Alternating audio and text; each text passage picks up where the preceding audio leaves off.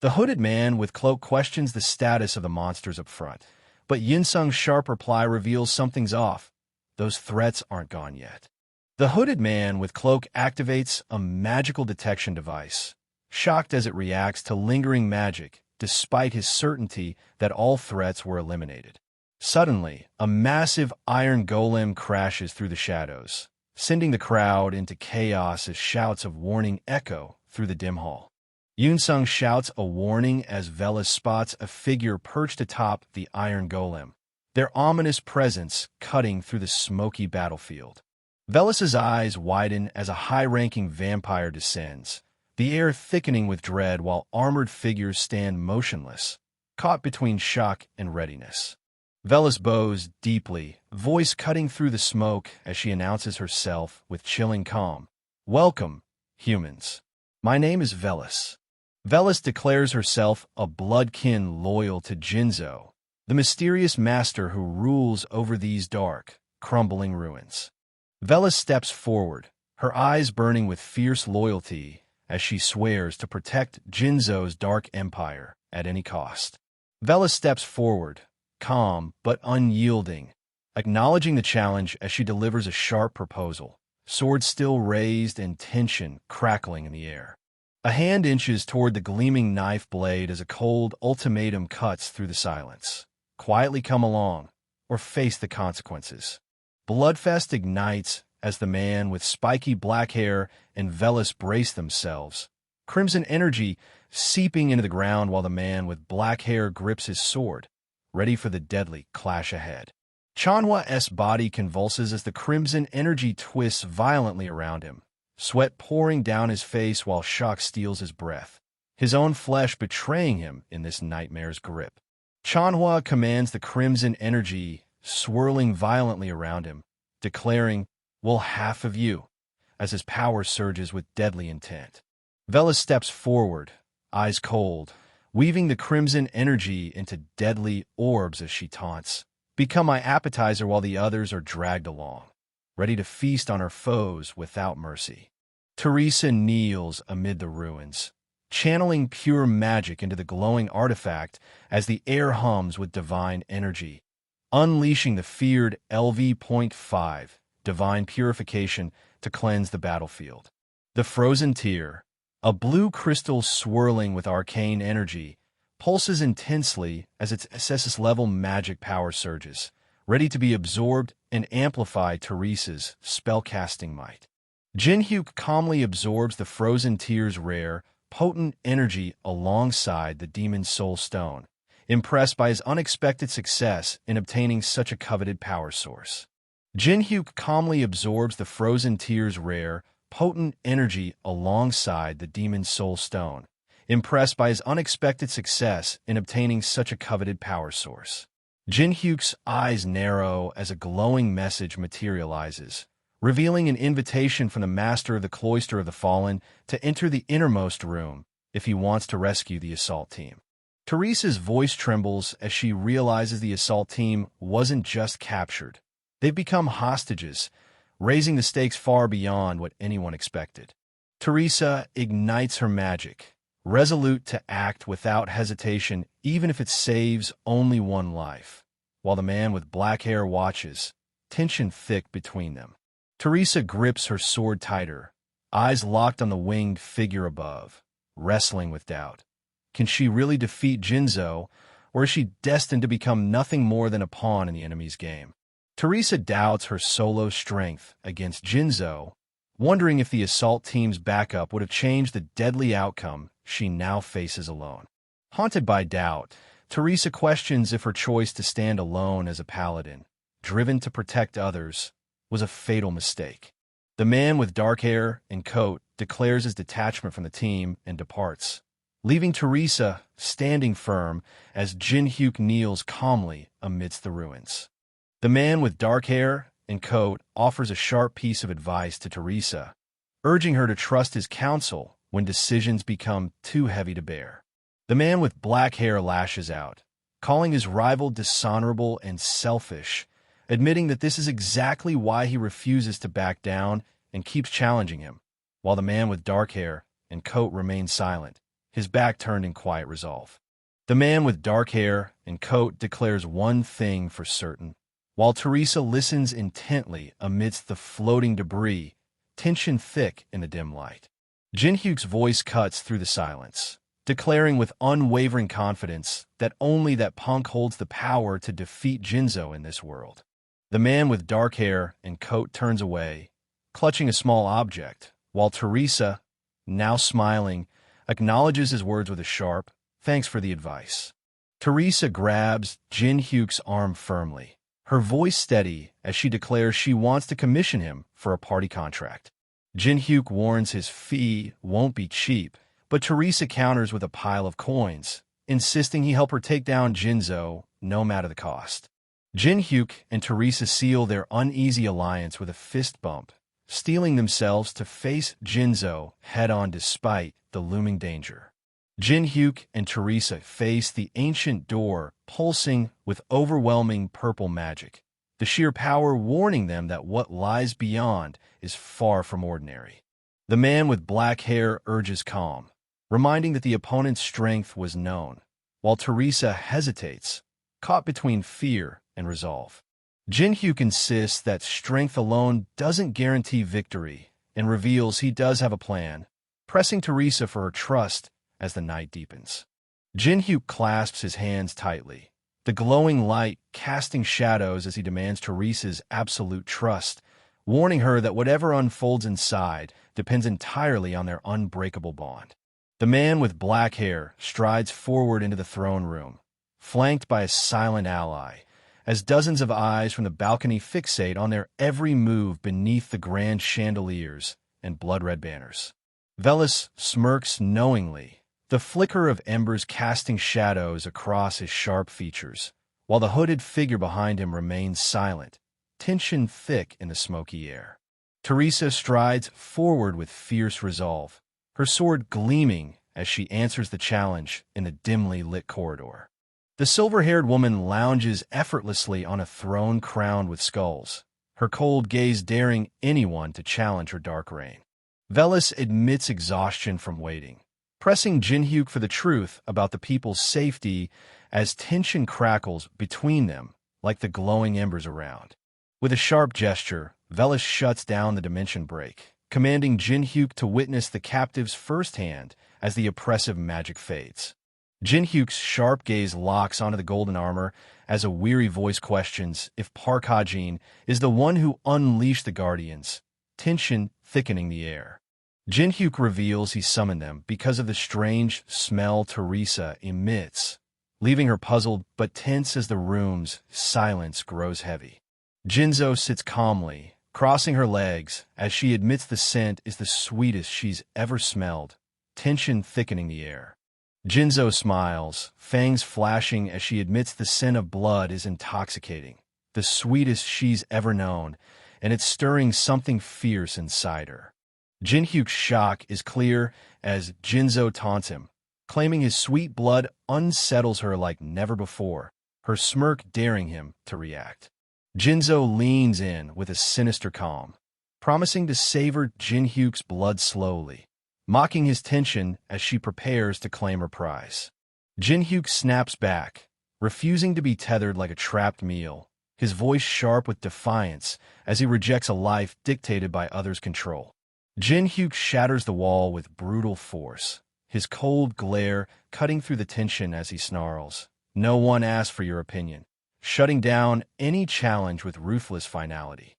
Jinszo commands the dark magic with icy authority, his voice slicing through the chaos as he declares, "You have no say in the matter," sealing fate with a red aura of unstoppable power. Jinhyuk's intense gaze pierces the chaos as the cracked wall crumbles behind him, signaling the storm about to break.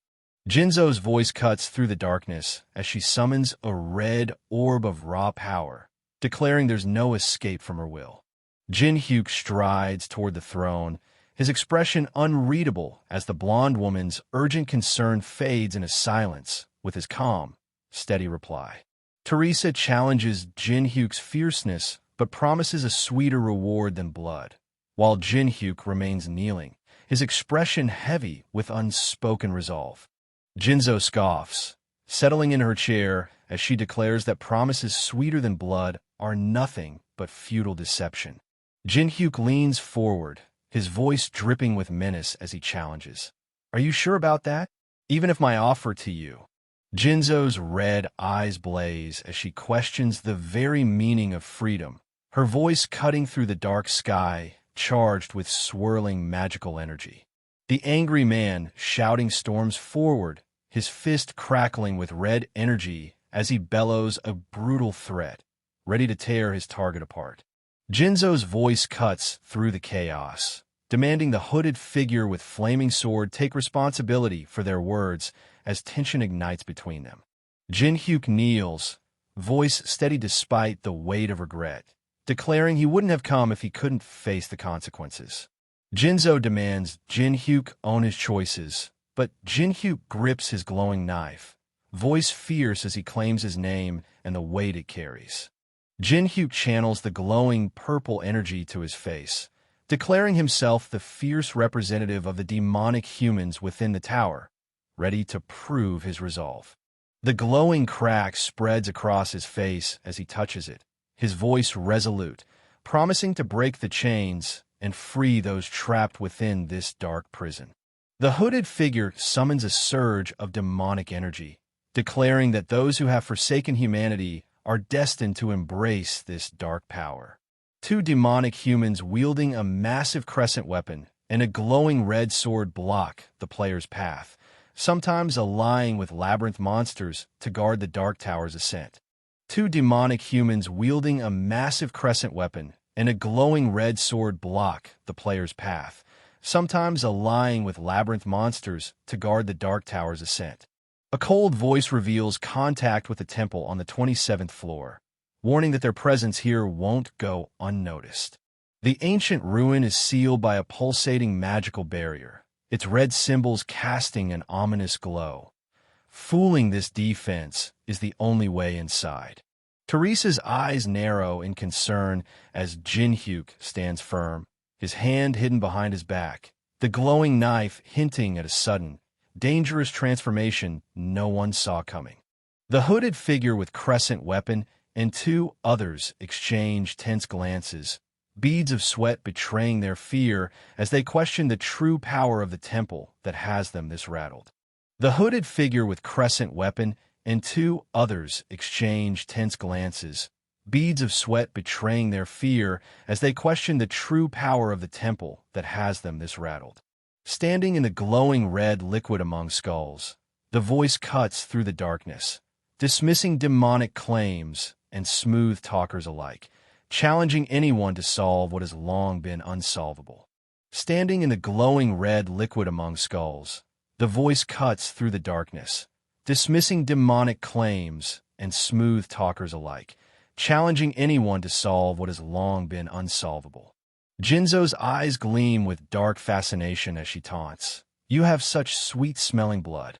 It's truly unfortunate, hinting at a deadly fate sealed by her merciless intent. Jinszo descends through the blood-red sky, unleashing a deadly storm of glowing weapons as she snarls, Die. Jinhyuk twists through the hail of glowing blades, every narrow dodge a heartbeat closer to deadly impact as the air crackles with lethal intent. Teresa charges with her shield raised, smashing into the dark figure who staggers back, the clash sending shockwaves through the battlefield. A blinding cross erupts as the sacred reinforcement activates, flooding the fighter with a surge of overwhelming power.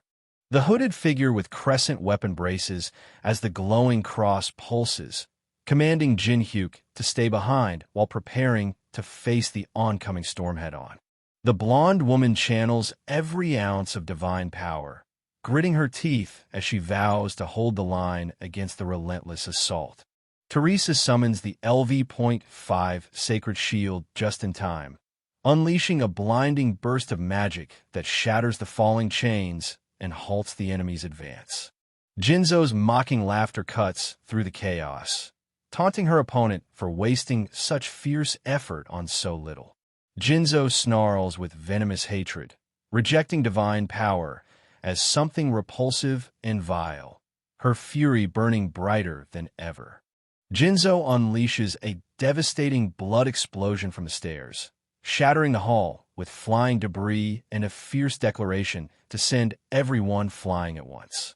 The armored blonde steels herself, calculating how long she can hold the line while placing her faith in Jinhyuk's backup to turn the tide. Teresa's defense shatters as a glowing purple knife plunges into her side, blood staining her armor while shock freezes her stance amid the chaos.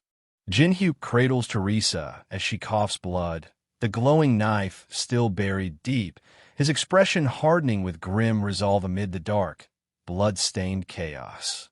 Jinszo's eyes flare with fury as she summons a surge of crimson energy, her arm rising to unleash a devastating spell in the blood-soaked darkness.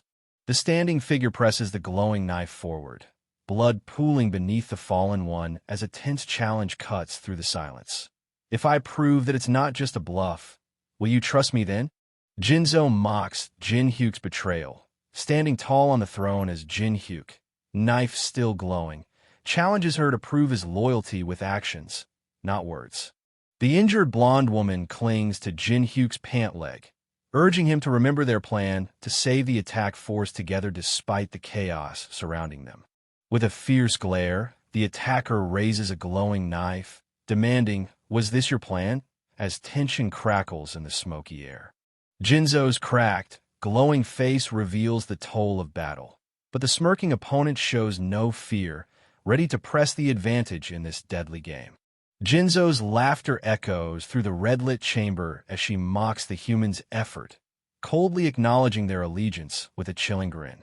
Jinszo's laughter echoes through the red-lit chamber as she mocks the human's effort, coldly acknowledging their allegiance with a chilling grin. Jinhyuk reveals a glowing ring, explaining that sealing Alice Nim's soul inside it will temporarily fool the barrier and buy them time. Jinhyuk reveals a glowing ring, explaining that sealing Alice Nim's soul inside it will temporarily fool the barrier and buy them time. Jinszo shatters the barrier with fierce determination, admitting she sacrificed all the experience she could have gained since entering the Tower of Trials just to keep her soul sealed. Jinhyuk unleashes the 7-star skill soul transfer, summoning glowing blue runes that swirl with raw energy, ready to rewrite fate itself. Jinhyuk bursts forward, shattering debris with unstoppable force as the glowing runes blaze, his soul ready to rewrite destiny in a single, devastating strike. Jinhyuk kneels, channeling raw magic through a glowing circle beneath him, defying the warning that it can't be used unless you're level 1. The level 1 condition triggers flawlessly, unleashing the 7-star soul transfer skill with unstoppable force. The level 1 condition triggers flawlessly, unleashing the 7-star soul transfer skill with unstoppable force. Jinhyuk's magic circle pulses with energy, warning it vanishes in a minute and will trigger instantly once the target consents. Now, the choice is theirs alone. Jinhyuk's magic circle pulses with energy, warning it vanishes in a minute and will trigger instantly once the target consents. Now, the choice is theirs alone. Jinszo's voice cuts through the dark as she summons Bellis, confessing her doubts about trust while the magic circle pulses ominously beneath her. Jinszo's voice cuts through the dark as she summons Bellis, confessing her doubts about trust while the magic circle pulses ominously beneath her. Jinszo steps onto the glowing circle, extending her hand with fierce resolve as she demands one last answer. Can she truly trust the unseen force holding her captive in this underground palace? A hand reaches out, promising unwavering loyalty and honor, daring the other to accept and never look back. Kong Jinhyuk activates LV.1 commune. Their fingers touch, sparking a subtle bond that shifts the subject's feelings just enough to lean in their favor. Alice von Ataraxia utters the command, igniting the glowing ring as ancient runes flare to life, initiating the soul transfer. Jinszo screams as the blue energy swirls violently, declaring that Braham's ring will absorb the soul of progenitor Alice, sealing her fate in the dark mystic void. The ring's blue smoke curls as a hand grasps it, the holder murmuring about the unexpected comfort within its eerie glow. The figure's voice cuts through the haze, questioning if this eerie, glowing ring truly feels like a new home. Jinhyuk activates the blessing of the star, a radiant power surging from his glowing knife as the armored figure advances, tension crackling in the grand hall. The man's smile widens as purple shards of energy crackle across his face, his voice cutting through the darkness with a chilling, "Welcome back." A glowing emblem reveals the blessing of the star. A single revival is granted, but only if death isn't instant, with a strict 240-hour cooldown ticking down. A glowing emblem reveals the blessing of the star. A single revival is granted, but only if death isn't instant, with a strict 240-hour cooldown ticking down. Blood drips from her mouth, but her eyes blaze with unyielding resolve as she pushes through the pain, refusing to fall. Teresa staggers forward, blood staining her armor, her voice cutting through the smoke with a sharp, "Welcome back." Teresa spits blood, defiantly discarding the rune letter as the Hour Man, clutching a mysterious glowing object that pulses with dark power. Teresa spits blood, defiantly discarding the rune letter as the Hour Man, clutching a mysterious glowing object that pulses with dark power. Bellis lunges forward, his blade cutting through the chaos as Jinhyuk tightens his grip, ready to face the deadly strike head-on. Bellis roars in fury, unleashing a surge of crimson magic that pulses with raw, destructive power as he condemns the foolish humans daring to challenge him. Bellis shouts his fury, unleashing the devastating LV.13 blood wave, a crimson tsunami that obliterates everything in its path, punishing those who dared betray their master. Bellis shouts his fury, unleashing the devastating LV.13 blood wave, a crimson tsunami that obliterates everything in its path, punishing those who dared betray their master. Jinhyuk clenches his fist as flames erupt, unleashing the full force of a level 5 fire element to turn the tide in the burning cathedral. Jinhyuk charges through the blaze, slashing with his purple knife as the explosion tears through the battlefield, scorching everything in its path.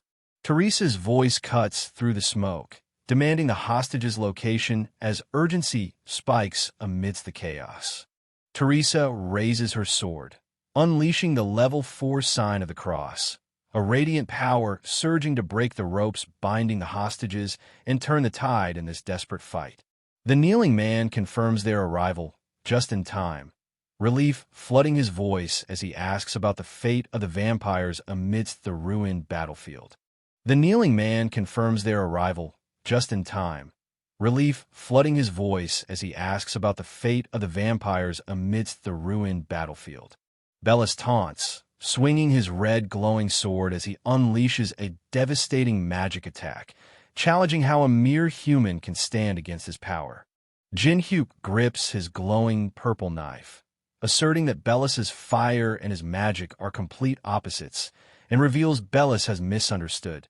The moment Bellis's master was sealed inside the ring changed everything.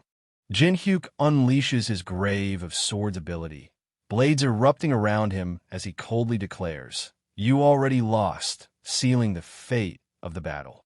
Bellis clenches his gauntlet, unleashing Dark Fighting Spirit level 9 as he snarls, "Shut up, you mere blood pack. If my magic fails, I'll kill you with my sword." The black-haired man shouting orders to destroy the ring ignites the chaos as Bellis charges forward with ruthless intent, while Teresa grips her sword, ready to strike through the smoky battlefield. The black-haired man shouting orders to destroy the ring ignites the chaos as Bellis charges forward with ruthless intent, while Teresa grips her sword, ready to strike through the smoky battlefield. Jinhyuk stands firm, purple knife gleaming as Teresa demands, "Who the hell is he?" amid fallen hooded figures and the chaos of their brutal clash. Teresa narrows her eyes, revealing she met the masked man by chance, and suspects he hides his identity for a reason as the eerie purple symbol on his mask glows in the dim light.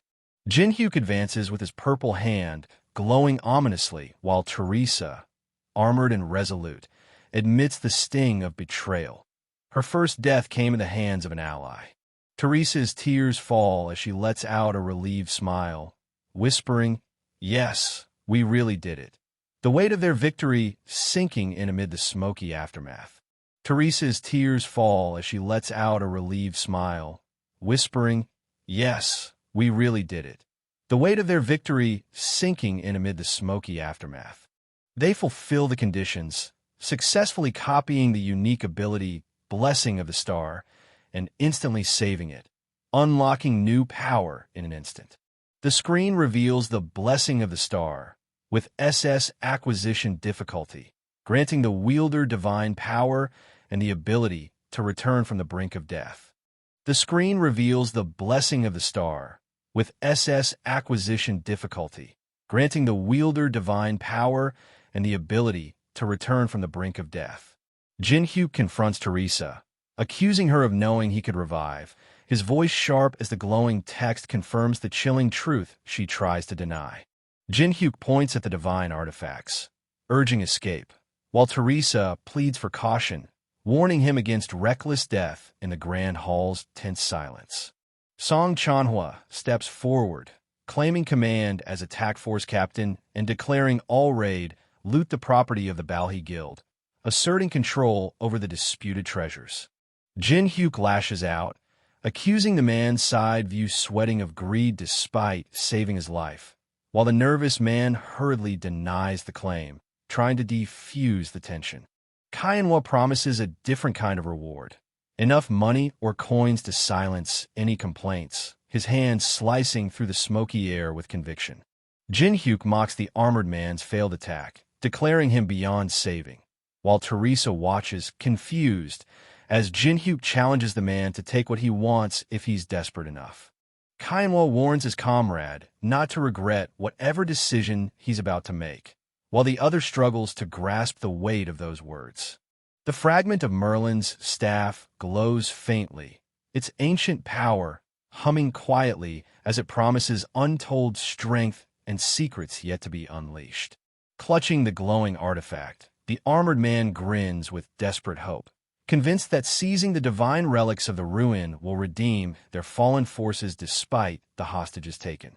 Pain shoots through his arm as the red symbol burns to life, twisting his face in shock and confusion. Whatever this mark is, it's far from a blessing. Pain shoots through his arm as the red symbol burns to life, twisting his face in shock and confusion. Whatever this mark is, it's far from a blessing. Jinszo summons a glowing golden ring, revealing it's a divine artifact obtainable only by killing Alice, but she's trapped alive inside his ring. As dusk settles, the armored man reels in shock, caught off guard by the sudden twist unfolding before him. Teresa gasps in shock, clutching her mouth as a dark-haired man grabs her shoulder, both stunned by the chaos erupting around them. At the Tower of Trial's entrance, three figures debate the truth behind a mysterious claim, questioning if the intel they've received is nothing but a dangerous lie.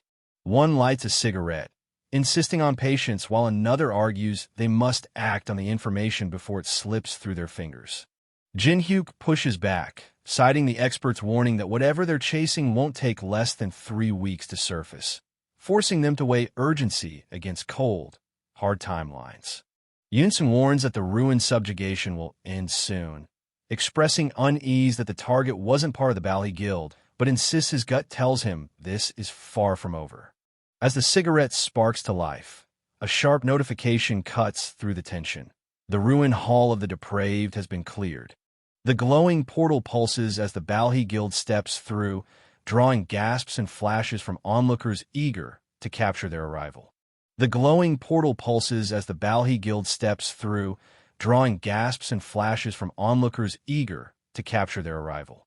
The figure steps forward, silencing the crowd with a calm declaration that the true victor was the team's unexpected wildcard, whose relentless strategy turned the tide when all seemed lost. The crowd erupts in shock and confusion, cameras flashing as whispers of chaos ripple through the packed room. Everyone desperate to understand the sudden upheaval that just unfolded. Teresa steps forward, her presence commanding as the crowd realizes she, not Song Chanhua, cleared the ruin, sparking a surge of whispers questioning the Zion Guild's role in the feat. Jinhyuk steps forward, voice cutting through the murmurs, as he declares that Teresa alone cleared the ruin, silencing doubts and shifting all eyes onto her undeniable strength. Jinhyuk stands firm, voice low and steady as he admits they were mere spectators to the mastermind's flawless stage performance, powerless beneath his control. Jinhyuk stands firm, voice low and steady as he admits they were mere spectators to the mastermind's flawless stage performance, powerless beneath his control.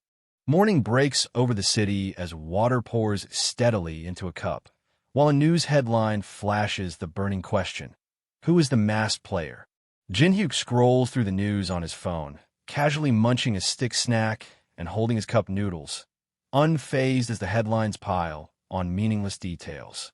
Jinhyuk lifts the steaming noodles with chopsticks, acknowledging the unexpected intensity of the reaction while bracing against the heat. Jinhyuk recalls Teresa's promise to keep his identity secret, easing his mind as he continues eating without a trace of worry. With a confident snap, the instant noodle cup opens, chopsticks ready. With this, the problem is solved. Jinhyuk smirks, clutching the pendant as he taunts. Shall I have a talk with the progenitor with a chip on her shoulder? Jinszo lashes out, furious and shouting, demanding respect and raging at being stuffed in a dark, smelly pocket all day, while Jinhyuk holds the pendant calmly, unfazed by the outburst. Jinszo spins wildly, energy rings slicing through the air as dizziness takes over, desperate to stop whatever Jinhyuk's calm grip on the glowing pendant is about to unleash. Jinhyuk swings the pendant with a calm smirk, his voice cutting through the tension as he asks, "Well, do you feel better now?" Jinszo screams in fury, collapsing to the floor as he warns, "Would you feel better if you were me?" Listen carefully. Vampires never forget a grudge. Jinhyuk narrows his eyes skeptically at the glowing pendant, ordering, "Really? Wait, you're not thinking of doing that again, are you? I order you to relax your expression." Jinhyuk raises his fist, snarling he'll punish Jinszo, who screams in desperation, begging him to stop before she loses her lunch. Jinhyuk unleashes a brutal strike with his massive energy weapon, shouting "Vampire Grudge Separator," as Jinszo recoils in shock and desperation. A trembling hand reaches desperately for the necklace with the ring, whispering broken pleas of "Hick, Hick, stop, I'm really going to die." A surge of magic pulses from the trembling hand into the ring, igniting it with a fierce glow as a commanding voice cuts through the silence. "Stop crying and come out." Jinszo descends sharply, wings unfurled and crackling with energy, eyes wide as the command pierces the smoky air, barely able to contain a shocked "huh." The sinister figure's voice cuts through the mist as dark energy coils around them, vowing to unleash 1,000-fold revenge and repay every ounce of humiliation endured. The sinister figure's voice cuts through the mist as dark energy coils around them, vowing to unleash 1,000-fold revenge and repay every ounce of humiliation endured. Jinszo's shocked yell cuts through the tension as she reveals she materialized a sealed fragment of herself, leaving the black-haired man reeling in disbelief.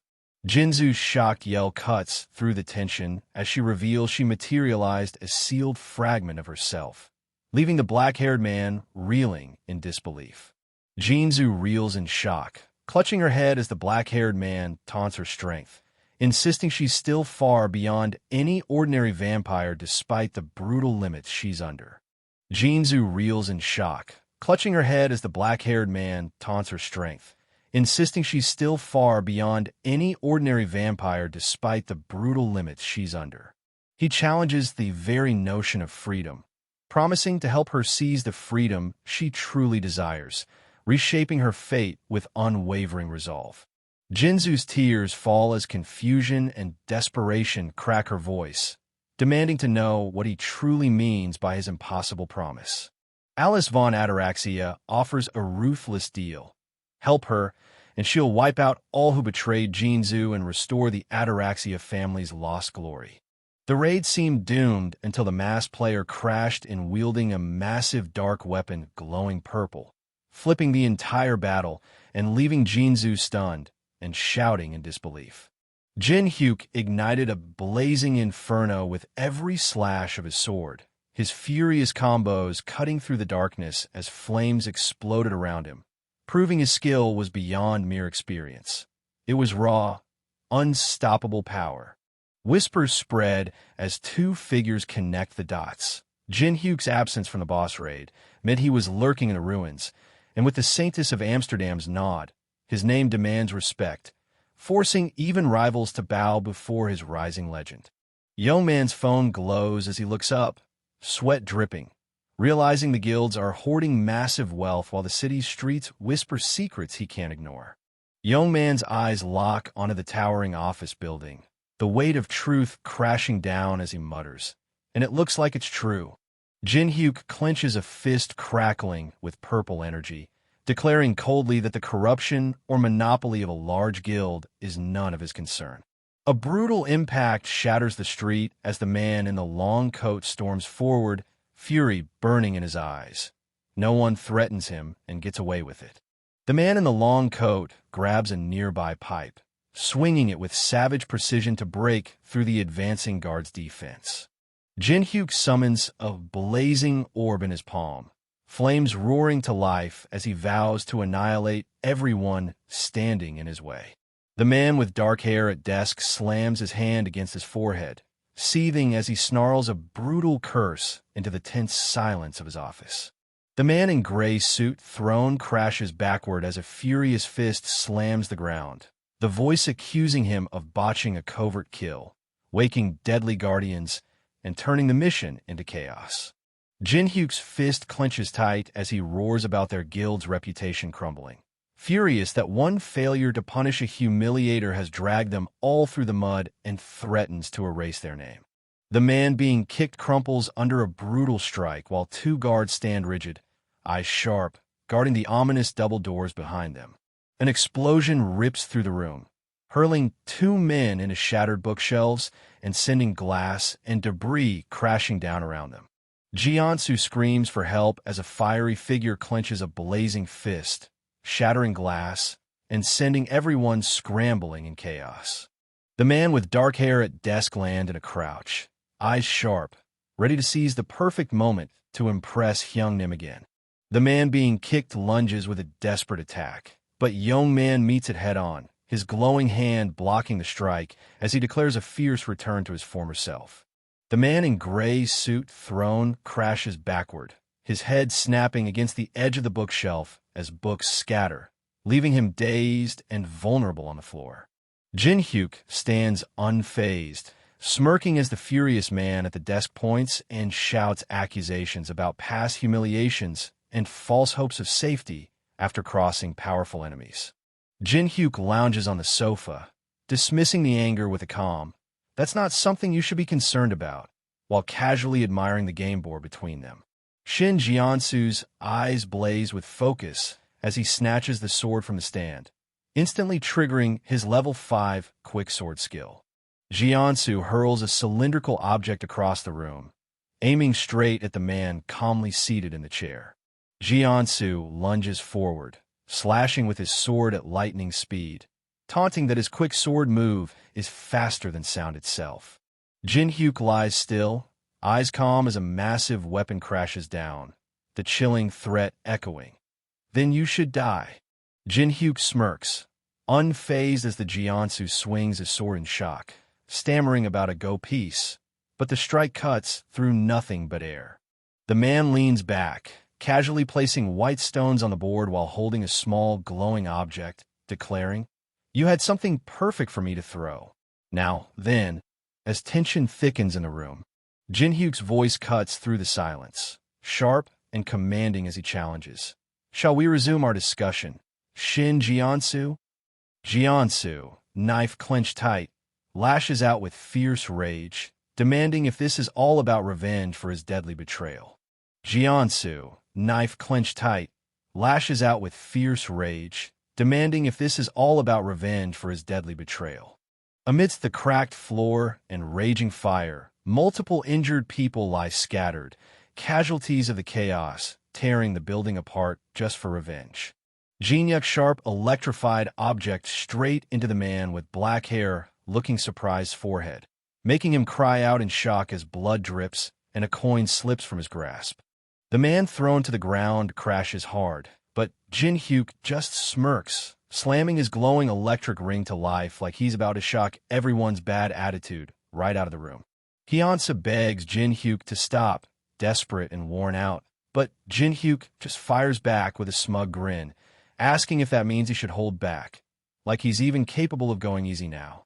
Jinszo cuts through the chaos, urging everyone to stay calm and reminding them that over 50 rankers are busy clearing the tower, so they're not alone in this fight. Jinszo challenges the older guy with a cold so, but the older man fires back hard, warning that killing him means everyone else will hunt the killer down without mercy. No escape, no second chances. The armored knights clash fiercely, spears dripping with blood, trapped in a brutal cycle where every strike demands revenge and forgiveness is a stranger. This war won't end until one side breaks the chain.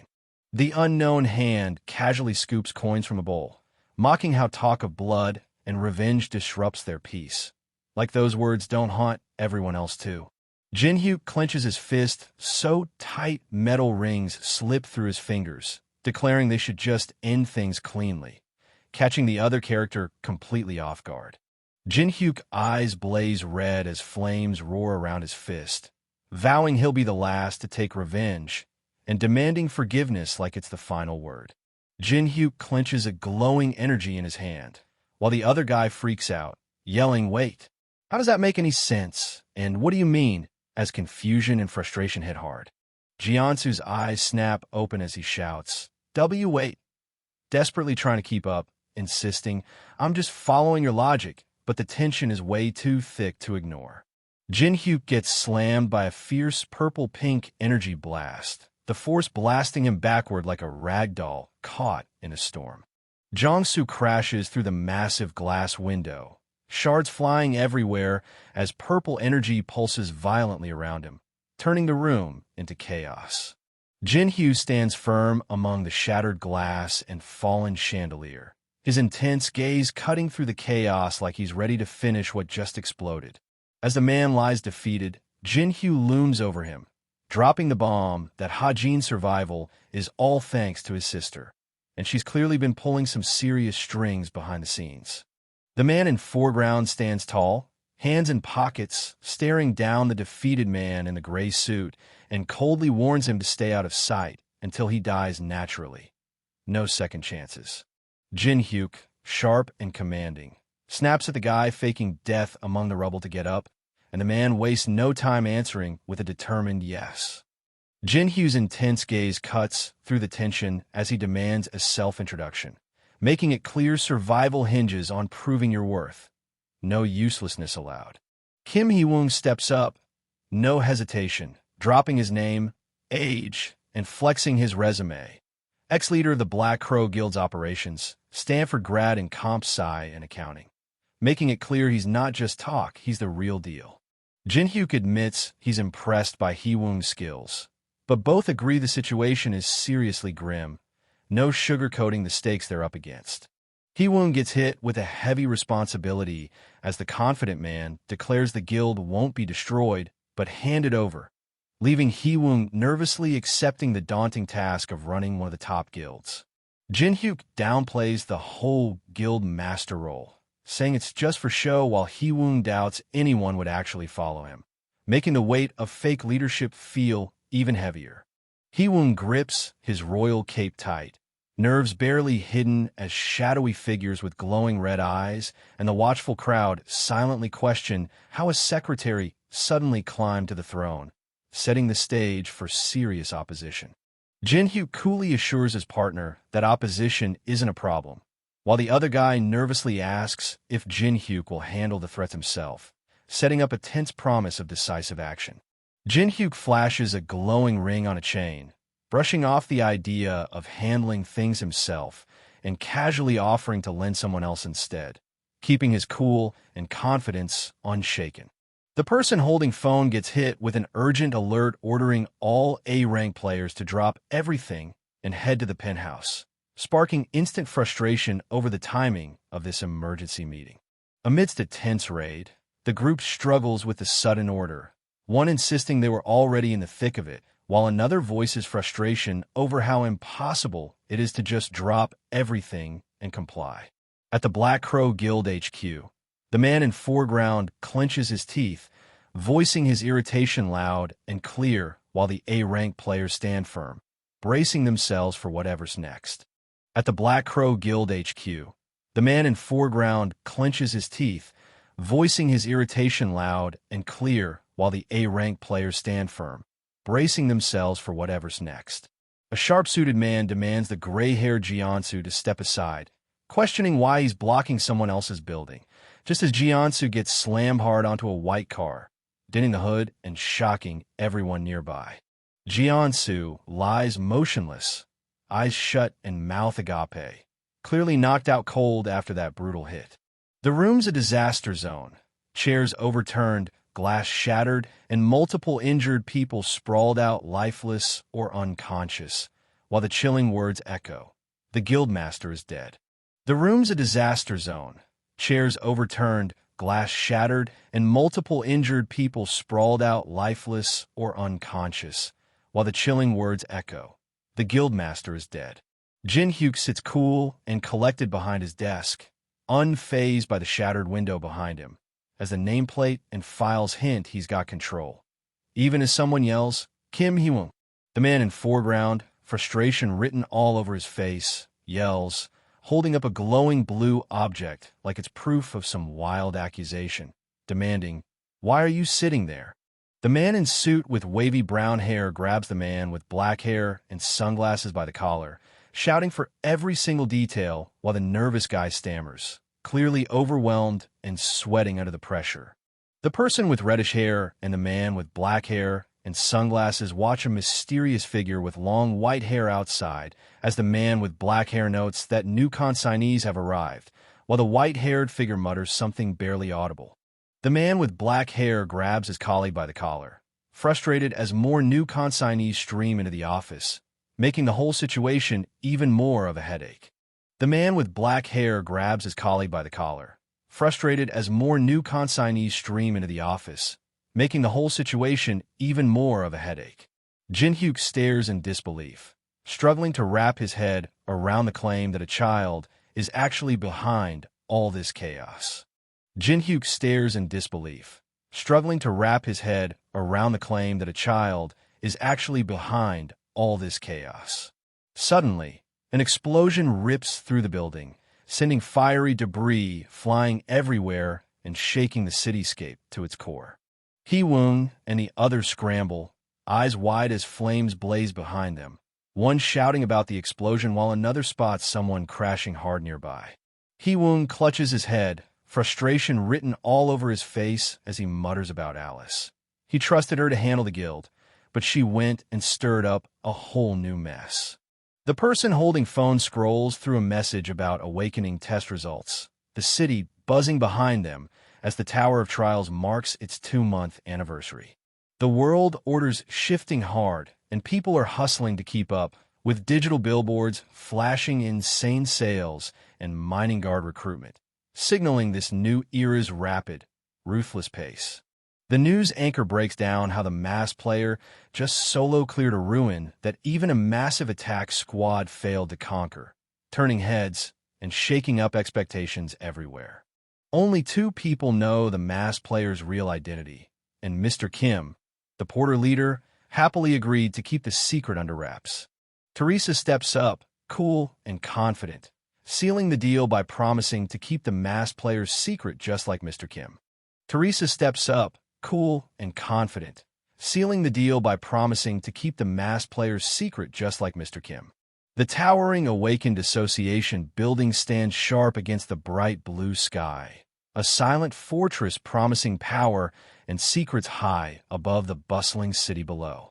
The man in the coat bows deeply, sealing the deal as others casually move around, the tension finally snapping. Everything's set, no turning back now. Jinszo steps into the light, streaming through the open door, declaring loud and clear. There are no more restraints binding him. The young man in hoodie, eyes blazing with resolve, declares it's finally his moment to take control and monopolize everything. Sunlight bounces off towering skyscrapers as the Awakened Association stakes its claim on the city. The Jinszo with phone studies the mobile Awakened certificate, noting its surprisingly ordinary appearance while a voice calls out, "Jinszo Appa." Jinszo turns sharply toward the voice, his expression shifting as recognition and surprise flash across his face.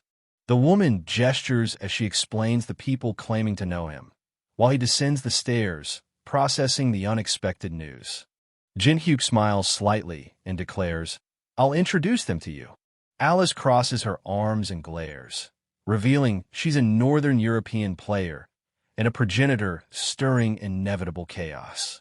The man in sunglasses introduces Kim Hee-wong as the new manager of the Black Crow Guild, promising to handle dungeon scouting and support allies of Representative Kong. Tears stream down as the man finally feels recognized, calling this moment a reward compared to working under Shin Jinszo's harsh rule.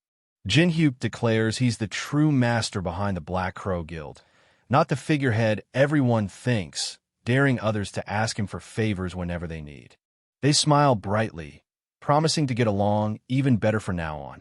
They clasp hands firmly, sealing their newfound bond with unshakable determination. Jinszo lashes out in anger, shouting that it's their fault for pushing him too far, though he claims he never meant to go that far.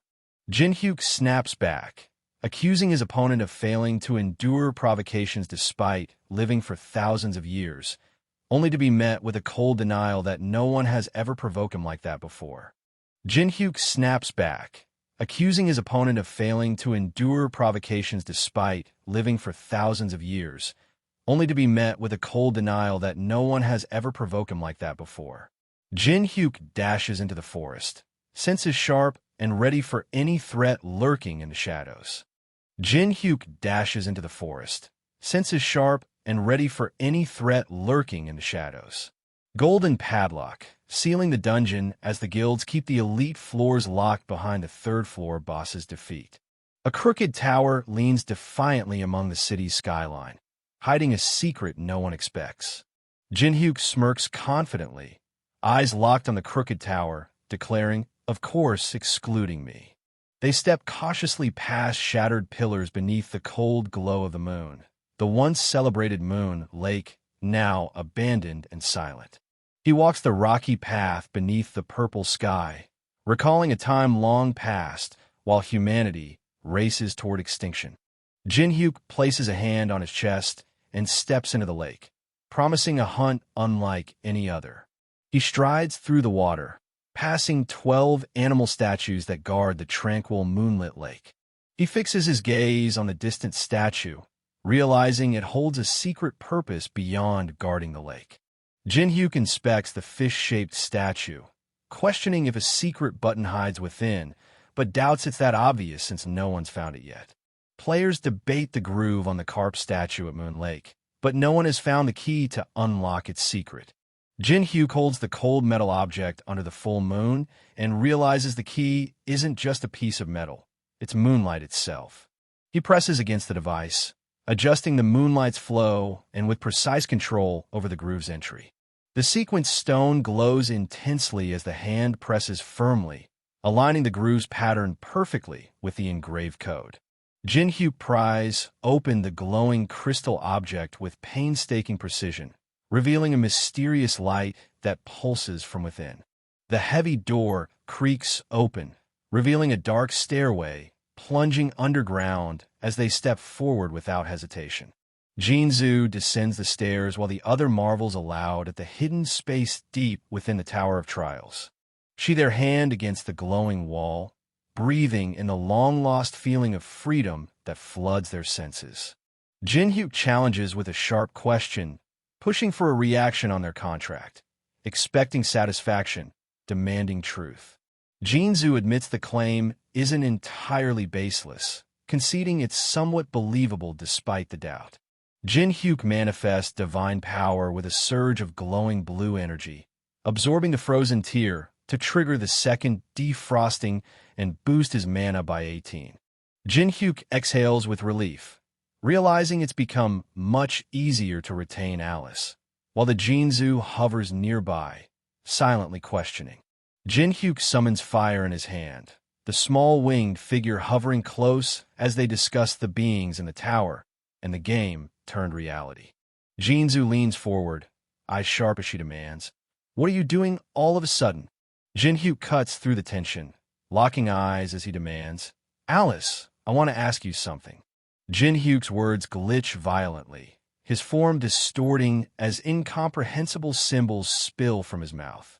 Jinhyuk processes her frantic shout, realizing vital information about the tower is being completely blocked. He strides deeper into the cave, clutching a light as he admits he can't share what he's learned with the tower's inhabitants. Alice spins sharply, warning kick as heavy footsteps echo through the cave. Jinhyuk slams his claw weapon into the ground as flames ignite in his palm, declaring the tower's first floor a deadly spawning ground. Jinhyuk summons a swirling blaze in his palm, flames twisting wildly as he prepares to incinerate anything that dares approach. Flames erupt in a violent explosion, the dark armored figure standing firm as the firestorm rages around him. Flames consume the figure, spreading wildly as the inferno threatens to swallow everything in its path. The clawed creature lunges through the flames, but the man just smirks, unshaken and ready to strike back. Monsters crawl endlessly from the abyss, surrounding the man as the fire blazes fiercely between them. A giant beetle scarab bursts into view, making Alice recoil in disgust and shout, "Ugh, disgusting."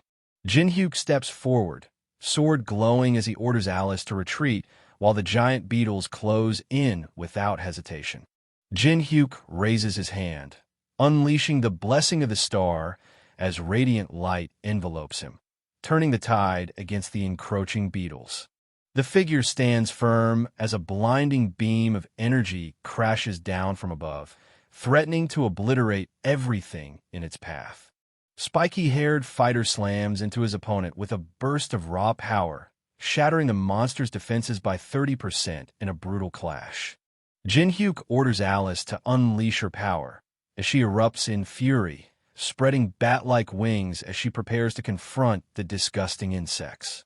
A man smirks, pointing his finger with a glowing ring as Alice gasps in shock, caught off guard by his bold challenge. Alice leaps forward, unleashing her bloodbind ability as crimson energy erupts beneath her feet, turning the arena into a deadly trap. Alice charges through the blood-red energy, her strike shattering the ground and sending shockwaves toward her enemies. Jinhyuk tightens his grip on the glowing sword, smirking as he prepares to unleash the rift stat that slashes through level gaps like a blade through paper. Red energy orbs swarm as Jinhyuk dodges with precision, his power surging with every level-up notification flashing around him. Jinhyuk grips the glowing purple cleaver, breaking free from his self-imposed limits as he admits his stress from holding back finally snapped. Jinhyuk unleashes his unique ability, shadows swirling as he commands, "So I'll be counting on you guys." Jinhyuk charges forward, energy crackling around him as he roars, "Don't stop coming at me." Jinhyuk slams into the enemy, unleashing a brutal burst of energy that shatters the ground beneath them. Patrick stands firm and declares the 8th raid to the 4th floor has failed, signaling the tense meeting's grim start. The speaker reveals only 9 out of 100 soldiers from 15 attack forces have returned, shattering any hope of success. The figure cloaked in orange summons a blazing red aura as countless armored statues stand motionless, ready to unleash devastation. T-Win slams his fist down, frustration boiling over as he demands a strategy to break through the overwhelming force despite the divine artifact's power. Maria points out the problem. The second and third floor raids went too fast, leaving players with no time to level up. Teresa nods, realizing the rush cost them crucial growth. Jinszo voices frustration over the lack of players above level 15 and blames guilds like Junhwa for the guild's current crisis. Jinszo crosses his arms, refusing to overlook the harsh truth, while Jinhyuk challenges him, demanding if he said anything wrong. Jinhyuk shouts accusations, refusing to accept baseless humiliation, while Jinszo raises his hand in frustration, defending their climb up the tower for humanity. Patrick slams his hand down, demanding silence and order as tensions threaten to tear the group apart. Patrick's glare cuts through the chaos as he orders everyone to focus, refusing to let the mission crumble. Jinszo crosses his arms, locking eyes with Maria as he demands, "Have you thought of something?" Patrick grips his head in distress as the old man looms behind, revealing they received word from the demonic humans just before daybreak. Jinszo, Maria, and Jinhyuk exchange shocked glances as Jinszo reveals the demonic humans' help comes with a dangerous condition they must accept. Jinszo shouts his refusal to ally with the demonic humans, condemning them as globally wanted criminals and vulgar bastards. Maria and Teresa exchange serious words about the world's distrust of demonic humans and the overwhelming power of the large guilds over governments. Teresa clutches her necklace, warning that with growing influence, every word and action must serve a just and great cause. The chandelier's flames flicker wildly, then surge as a furious voice demands, "What do you mean we're trash?" Patrick leans forward, voice sharp as he defends the wounded pride of the so-called trash, flames roaring beside him. The old man grips his skull-topped staff, voice dripping with dark power as he taunts. "But don't you already know that you can't do anything with your strengths alone?" The old man slams his staff into the ground, unleashing a shockwave that tears through the battlefield, forcing everyone to brace for impact. Jinszo slams his hand on the wooden table, eyes blazing as he snarls, "You demonic human trash! What do you think you are?" Jinszo launches a fierce punch, snarling, "Since you showed yourself to me, I'll kill you." The man in the red jacket swings his glowing sword with deadly precision while hurling a massive object, declaring, "We finally agree on something, Beck Jinszo." The old man leans forward, voice dripping with menace as he warns, "You're all quite hot-blooded. However, you might change your mind after hearing my proposal." Old man commands to join forces, promising the power to take down the third floor's boss. Jinszo shouts in disbelief, tearing apart the claim that the demonic human association's tiny force could break through the army. Old man grips his skull-top staff and declares, "We just need to have quantity, don't we?" Old man slams his skull-topped staff down as purple energy swirls, unleashing the gravekeeper of the Black Tomb. A massive skeletal hand crashes through the floor as Patrick's eyes widen in alarm. Skeleton warriors clad in armor burst from the earth, their shields raised as they rise to join the fray.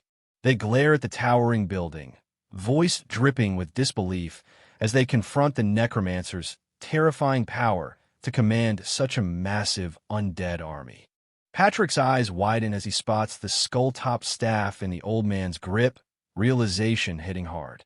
The old man raises the skull-topped staff, declaring it the legendary Staff of Greed, forged from 99 rare materials. Tiwin wipes sweat from his brow, piecing together the deadly potential if the Staff of Greed merges with necromancer powers. Tiwin declares the third boss raid isn't impossible, but Maria's shock reveals the ruthless truth. They're facing evil demonic humans. Jinszo insists they should be tearing the old man apart right now, his frustration barely contained as the hooded figure stands firm with his skull-topped staff. Jinszo weighs the stakes, deciding that if the price is a secret the public must never learn, then it's a risk worth taking. Teresa grips his sword and shield, firing back with a fierce question that leaves no room for doubt. Teresa tightens her grip on sword and shield, her voice sharp with disbelief as she condemns the alliance with the demonic humans. Teresa grips her sword tighter, eyes scanning the dim room as the armored woman clings to Jinhyuk's absence, desperation thick in the air. Teresa's eyes lock on the incoming video call from Kong Jinhyuk, hesitation flickering as she debates whether to answer. The tower announces that a single rookie cleared the first floor alone. His identity is listed as unknown. The rookie finally appears in front of the guild representatives through a screen call. The people who were searching for him realize the super rookie is right in front of them. An experienced summoner reacts calmly and says he has heard about the rookie who cleared the first floor. The summoner warns that a boss raid is completely different from a normal floor run. The rookie confidently replies that he can still handle it. The summoner reveals a large number of summoned skeleton soldiers and questions what couldn't be done with that many summons. The guild representatives agree, believing the summons are enough to challenge the boss. Someone interrupts and claims the rookie's equipment is fake. The rookie reacts with confusion as the accusation is made directly. Two materials are shown, Saint's Heart and a prison uniform soaked in holy oil. It is explained that using only these two materials cannot create the real Staff of Greed. The summoner explains that the real Staff of Greed has a red gem embedded beneath the skull. The rookie's staff is shown to be missing that red gem. The summoner then points outside toward the summoned skeleton soldiers. The quality of the skeleton soldiers is evaluated and judged to be too low. It is stated that these summons would not survive even half a day in the boss room. Hooded Man is clearly planning to abandon the group after grabbing coins and items during the chaos. Close-up of the Hooded Man's face. He's irritated and openly annoyed, calling the other side arrogant. The Hooded Man issues a warning, saying they'll regret rejecting his offer. He releases purple energy and calmly threatens that next time, when they meet in person, things won't be so easy. The Hooded Man disappears, leaving behind lingering purple energy. Two well-dressed figures arrive at the scene after he's gone. The tension is still hanging in the air. Inside a room, one of the men looks unsettled, clearly processing what just happened. The group regathers and asks what their next move should be now that the Hooded Man is gone. The unknown person promises he'll prevent them from joining the demonic humans and also handle clearing the tower for profit. The group questions him, asking if he's really planning to do everything alone. He confirms it directly, saying yes. One member thinks ahead, noting that even if the unknown fails, recruiting him afterward is still a win. Another agrees, saying this option is far better than siding with the demonic humans and has no real downside. A white-haired man smirks, clearly excited by the opportunity and not wanting to miss it. They begin discussing compensation, asking how much support and rewards the unknown wants. A red-haired woman cuts in, stating Olympus will provide full support instead. Another man objects, saying Titan should handle monetary backing since that's their specialty. The white-haired man argues back, saying money might not be what the unknown wants and offers personal support instead. The unknown person shuts it down, saying plainly that he doesn't need anything in return. Unknown asks the guilds to block off the entire area and let him enter the tower alone. In exchange, he says he won't take any rewards at all, making it clear he wants full control of the situation without outside interference. The red-haired representative questions his motives, pointing out that helping them this much without asking for anything only makes him more suspicious and demands to know his real reason. Unknown pauses and admits that there isn't a clear reason behind it, briefly reflecting on the question instead of giving a calculated answer. The blonde woman is visibly shaken by his words, surprised and emotionally affected by how straightforward and sincere he sounds. Unknown internally cringes at how dramatic his words sounded, even though he meant them honestly. The blonde woman repeats his words to herself, slowly smiling as she starts to accept his sincerity and view him more warmly. The white-haired guild leader becomes overly enthusiastic, loudly praising this as true camaraderie and clearly buying into Unknown's attitude. Unknown responds calmly, saying that as a guild representative, he doesn't have much to add, subtly deflecting the praise while staying composed. A surveillance device activates, revealing that the entire conversation has been recorded, confirming that Unknown's actions and words are now officially documented. The blonde representative smiles while watching the recording, noting that most people would have accepted the down payment without hesitation. Jinhyuk reflects that giving up rewards for allies is more valuable than short-term gains, and he's already thinking about how to use this to his advantage. He ends the video call and decides to upload edited footage, avoiding direct conflict with major guilds while still gaining benefits. His status window appears, showing his name, level 12, high magic stat, unique abilities, and multiple skills, confirming fast progression. Jinhyuk notes he reached level 12 in less than a day inside the spawning ground, and things are going smoother than expected. He's interrupted when Alice shouts at him for leaving everything to her, clearly stressed and overwhelmed.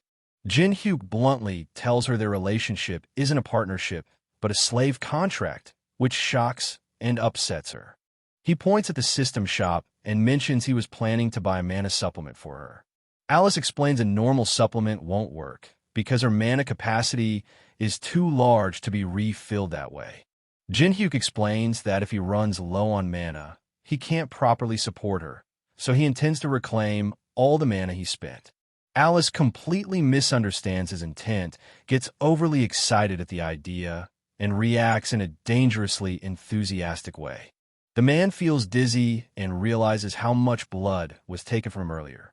His mana is now fully restored, and he asks what comes next. He opens the system shop and casually says he will do some shopping. A list of items appears. He purchases multiple low-rank and strange materials without hesitation. After the purchase confirmation, Alice criticizes him for buying what looks like useless items. He replies that each item has a purpose. The man tells Alice they will be extremely busy from now on and that they must reach the end of the underground first floor today. Without waiting, he jumps straight down into the abyss. Alice panics, questioning how he can jump without knowing the depth. Mid-fall, he calmly says he knows exactly how deep it is because he has jumped down countless times before. He calls out to Alice, signaling her to act. She rushes after him in shock. A system message appears as a skill activates. Reverse gravity is triggered. Gravity flips instantly, stopping their fall. Both of them are pulled upward, landing safely as the descent turns into controlled movement forward. She calls him reckless and questions whether he's actually skilled or just surviving on luck, while he keeps moving forward without reacting. Her expression shifts as she realizes who he really is, and she quietly says his name, acknowledging his reputation. A system notification appears, activating his fire element ability and confirming he's entering serious combat mode. He reaches the altar and ignites the flame, calmly stating that this place is exactly where he's supposed to be. Insect monsters swarm the area, but he dismisses them as insignificant and directly challenges the real enemy to come out. A massive presence emerges from behind the altar, revealing the boss of this floor and setting the stage for the real fight. Anunis taunts Jinhyuk, mocking his eagerness to die, but Jinhyuk stands firm, ready to fight without wasting a word. Anunis laughs, mocking the idea of lowering himself to fight personally, calling it absurd to battle a mere mortal. Alice lunges forward with her scythe, while Jinhyuk braces himself, vowing to hold the threat back so she can escape. Jinhyuk smirks confidently, brushing off Alice's urgent warning as she reaches out, demanding he take the threat seriously. Anunis looms over the man, voice dripping with menace as he declares, "Let me show you what kind of person you made a contract with." Anunis tightens his grip on the curved hook, voice laced with dark amusement as he taunts, "How amusing." Anubis summons the judgment of Anubis, purple flames swirling as he demands, "Did you hear about me from that vampire you brought with you?" Judgment Girl activates the judgment of Anubis, summoning the towering scales as the first question echoes through the air. Jinhyuk stands firm, ready to face the absolute trial. Jinhyuk answers with unwavering confidence, acknowledging the ruthless rule. Patience lost grants the power to demand any question, truth irrelevant. Anunis narrows his eyes, accusing the target of seeking the elusive hive and confirming his every suspicion. Jinhyuk flashes an okay sign and grins, boasting about the black market value of the hive. Judgment Girl holds the glowing heart and balances the scales, her voice cutting through the silence with one final, fateful question. Anunis looms over the man, voice dripping with menace as he declares no one leaves his territory alive. Jinhyuk clenches his fist, defiantly declaring he'd rather give up everything than back down, forcing Anunis to acknowledge his resolve. Jinhyuk stands firm among jagged purple spikes as the judgment of Anubis ignites, declaring all conditions met without mercy. Jinhyuk staggers as his stats plummet by half and his innate skills seal, the spectral beast looming like a dark curse behind him. Anubis declares the need for an agent to deliver judgment and selects a champion to carry out his will. Mantis channels a surge of purple energy, eyes burning with ruthless intent. Jinhyuk steps forward with a serious glare as Alice recoils, disgust clear on her face. Mantis looms menacingly, declaring Jinhyuk the champion destined to deliver judgment. Anubis glares with a glowing red eye, demanding, "What do you think of my dignified champion?" A hand reaches out, fingers brushing glowing blue squares as the voice declares, "Pretty tremendous." Jinhyuk grips the glowing mini gramophone, declaring it enough to finally defeat the threat lurking in the shadows. Anunis mocks Jinhyuk's sudden use of music as madness, but Jinhyuk stands firm, knife ready, daring the stone creature to test his resolve. Anubis lashes out with his whip-like weapon, snarling that music is nothing but chaos unleashed. Jinhyuk raises his glowing knife with fierce determination, ready to strike while cursing his opponent. The man playing cello unleashes a powerful, precise melody synced perfectly with the giant mantis's attack patterns, his voice cutting through the chaos like a weapon. Hands blow a sharp, commanding trumpet tune, echoing the relentless rhythm that drives the chase forward. Jinhyuk blocks every desperate strike with his knife, turning fierce attacks into nothing but wasted effort. Anunis sweats in disbelief, realizing every move was anticipated and perfectly timed to the music's beat. This was no accident, it was a trap. Jinhyuk wipes sweat from his brow, eyes sharp as the countdown ends. Now he can unleash his true power. Jinhyuk slashes the air as countless spectral swords materialize around him, declaring the deadly sword cemetery activated. Alice swings her massive scythe, splattering green liquid as she taunts. "Did you think that would kill my champion?" Anubis snarls that the champion regenerates instantly but dies without stamina, and Jinhyuk admits he can't kill the mantis in his current state. Jinhyuk grips his knife with a menacing smile, vowing to make the mantis lose its will to live. Mantis bursts forward, radiating a deadly energy that fills the dark space with menace. Alice's eyes widen as she watches the fight escalate beyond her expectations, stunned by the overwhelming strength on display. She smiles nervously, eyes sharp with hope as she thinks he might actually help her get the revenge she craves. Mantis lunges with deadly intent, but Jinhyuk stands firm, knife ready, while the cloaked figure commands him to keep fighting without hesitation. Mantis collapses, green slime dripping from its shattered form, while Jinhyuk stands tall amid the wreckage, declared the proud warrior chosen by the gods. Jinhyuk sits cross-legged, wearing a confident smile as Anunis recoils in surprise, shaken by the final blow meant to break his unyielding will. Jinhyuk leaps backward, narrowly evading Mantis's crushing strike as the giant insect creature looms, ready to pounce again. Anubis breaks into a cold sweat, stunned as news hits that his champion not only lost but took their own life.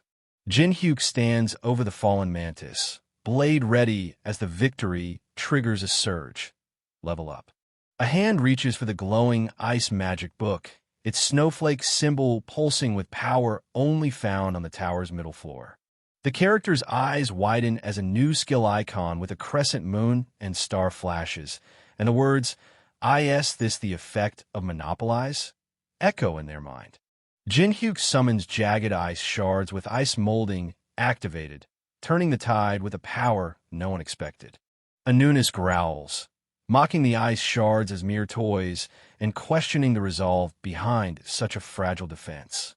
Jinhyuk clenches his fist, blue flames roaring to life as he spits back with fierce defiance, calling out the coward who only watches from the sidelines. Anunus reveals his true nature as a consciousness and demands to know the reason behind the challenge. He smiles, flames flickering around his hand as he declares the reason is simply because it's fun. Anubis lashes out with his whip-like weapon, purple flames roaring as he snarls at the insult, refusing to be seen as mere entertainment. Anubis summons an ancient beehive, unleashing giant insects that swarm violently as he roars. Disrespectful! Disrespectful! Mantis bellows. Kill that insolent human this instant! As a swarm of vicious insects descends with lethal intent. Mantis and another insect creature launch glowing energy orbs midair, their deadly assault blurring the space around them. He clenches his hand, blue energy crackling as he admits, "I guess this won't be enough." He whirls, flames erupting from his palm as he cuts through the encircling attackers with burning fury. Jinhyuk summons a blazing orb of fire and ice, hurling it forward with lethal precision that freezes and burns everything in its path. The blazing orb collides with a searing blue energy burst, igniting a fierce explosion that shakes the battlefield. The energy burst explodes violently as the skill Daylight is unlocked, signaling a new power unleashed. The system confirms a successful combination, and Jinhyuk gains a new AA-rank skill called Daylight. Daylight activates immediately, releasing a massive burst of white light that floods the area and overwhelms the battlefield. The skill details appear, explaining that Daylight is a wide-range flash attack meant to disrupt vision and control the field. Jinhyuk uses the light offensively, firing it straight at the hive-spawned enemy. Anubis reacts and decides to change tactics, realizing the light-based attack isn't enough to finish the fight. Anubis activates a new skill called Chosen Target, marking a specific enemy as the focus. The hive responds by spawning a powered-up bee entity, signaling an escalation in the encounter. Jinhyuk attacks again, but the marked enemies don't die. Instead, they split and multiply, revealing the real danger of Chosen Target as the chapter ends. The battlefield fills with hornet monsters. No matter what skills are used, they keep coming, showing that brute force alone won't solve this. The protagonist spots what he's been waiting for and pulls out a special item. A system message confirms it's a giant pill that can massively increase size. He throws the pill forward while moving in, forcing the hornets to react without fully understanding what he just used. The hornets attack immediately, but the system clarifies that the pill's effect has a delay. The protagonist uses this window to stay aggressive. Close combat continues. Hornets are cut down, but they don't disappear. Instead, more keep appearing, proving they aren't meant to be killed normally. Anubis loses patience and shouts orders, demanding the hornets kill the protagonist immediately as the situation starts slipping out of control. The swarm spreads and multiplies mid-battle. The narration explains the real threat. Enemies that don't die, only increase in number. The protagonist stays calm despite the chaos. The scene ends with the sense that this isn't about winning fast, but forcing the enemy into a worse position. He activates the unknown cube. The system confirms it's been used, and energy starts forming around him. The system lists the materials being consumed. All 4 items are selected to reinforce the unknown cube. The items merge. The cube reacts violently as the fusion process completes. He analyzes the repeated attack pattern calmly instead of panicking, preparing a counter. The cube's effect triggers. A fire attribute activates. changing the nature of his attacks. A giant pill effect activates. The enemy is overwhelmed as its body starts breaking apart. Multiple giant pills drop at once. The system confirms repeated item drops from the same enemy. He realizes the truth. This boss can multiply endlessly, giving infinite experience and items. Used correctly, it becomes the perfect copy and farming machine. Anubis realizes something is off. The situation isn't chaotic by chance. The setup looks intentional, and he starts questioning how this outcome was created. He notices the item combination and the spatial control. The protagonist didn't react randomly. He prepared the tools in advance to force this exact result. The trap becomes clear. The hive's core mechanic has been identified and exploited. This isn't brute force, it's system abuse done cleanly. Anubis confirms it. The target from the start was the hive itself, not the monsters. Once the core is hit, everything collapses. Anubis destroys the hive, ending the endless multiplication. The battlefield resets instantly. The advantage shifts back. The protagonist reacts calmly. No surprise, no panic. He treats it as expected progress and prepares to move forward, signaling the end of this phase and the start of the next climb. Anubis declares he will judge the MC later for disrespecting him, but his presence is already breaking down. The vessel hosting Anubis collapses completely and loses stability. System confirms the vessel of Anubis has been destroyed and the conditions are cleared. A system save triggers as the battlefield resets and energy disperses. The skill judgment of Anubis is granted with overranked difficulty and strict activation rules. Details explain the skill weakens the target by half and restricts abilities for 1 minute. Usable only once per target. The system warns that abusing the skill may invite direct wrath from ancient Egyptian gods. Multiple gods observe the MC, some showing interest while others react with hostility. The MC realizes he's been noticed by higher beings and comments on their narrow mindset. A winged girl appears suddenly, confused about what just happened, as the MC calmly states he already won. The MC status screen updates, showing a major level increase and newly unlocked abilities. His core stats double, and he decides to distribute points evenly for stability. A system video call interrupts his planning. His core stats double, and he decides to distribute points evenly for stability. A system video call interrupts his planning. The caller reveals himself as Cheon Yu-sung, surprised that the MC remembered him. Cheon questions where the MC is and whether he has entered an unknown zone. The MC shuts the question down and refuses to explain his location. Cheon Yu-sung calls Kong Jin-hyuk and says he has a proposal for him, which immediately puts Jin-hyuk on edge. Yu-sung explains that in 24 hours, the Awakened Association will hold a martial arts tournament, and all AA rank and above players, including himself, will participate. Jin-hyuk questions the timing, pointing out that the association is still failing to clear the third-floor boss, so holding a tournament now makes no sense to him.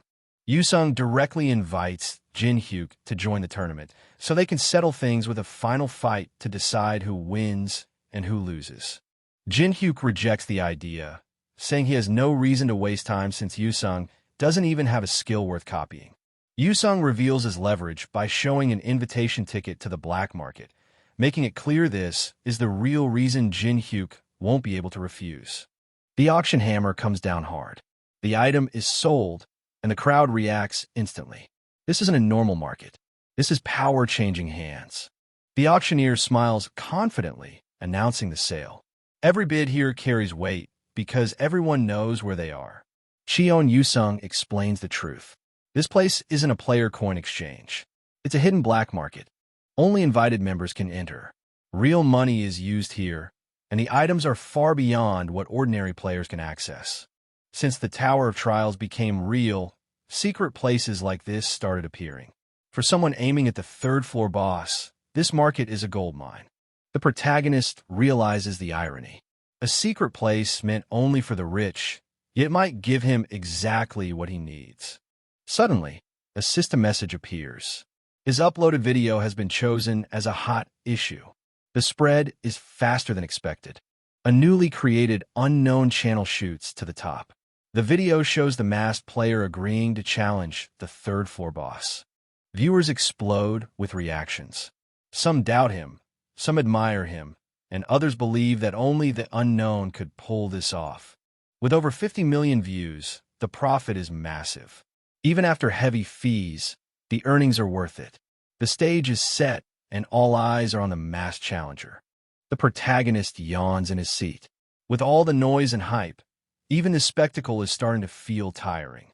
Around him, the crowd roars with excitement. He quietly wonders when this endless tournament is finally going to end. On the stage, fighters clash violently. Blades spark, abilities explode, and the audience cheers at every hit. The explanation follows. This tournament gathers 24 competitors, all ranked AA or higher. After repeated failures against the third-floor boss, the guilds and the Awaken Association created this event to regain public trust. Cameras roll nonstop. This isn't just combat. It's a performance meant to show strength and reliability. The protagonist sees through it immediately. In the end, it's nothing more than a carefully staged show. Still, it serves a purpose. Most people never get to see real combat up close, so this spectacle eases public tension. Then a new offer appears. An invitation is promised, but only if he agrees to participate in the battle. He stops them instantly. Without an AA rank, he technically can't compete. But the terms of the reward are far more interesting. The fight suddenly shifts. A dark presence erupts onto the stage, and the crowd freezes as something unnatural takes form. A demonic summon fully manifests. Its pressure alone overwhelms nearby fighters, instantly changing the balance. The summoned monster attacks without restraint. Fighters are blown away one after another, unable to respond. Explosions shake the arena. Screams cut through the chaos as several competitors are knocked out in seconds. When the dust settles, bodies lie scattered across the floor. The difference in power is undeniable. Observers take note of a coordinated two-man team. Their control and timing stand out even in the chaos. From the VIP seats, executives quietly analyze the scene. Players like these make the public feel safe.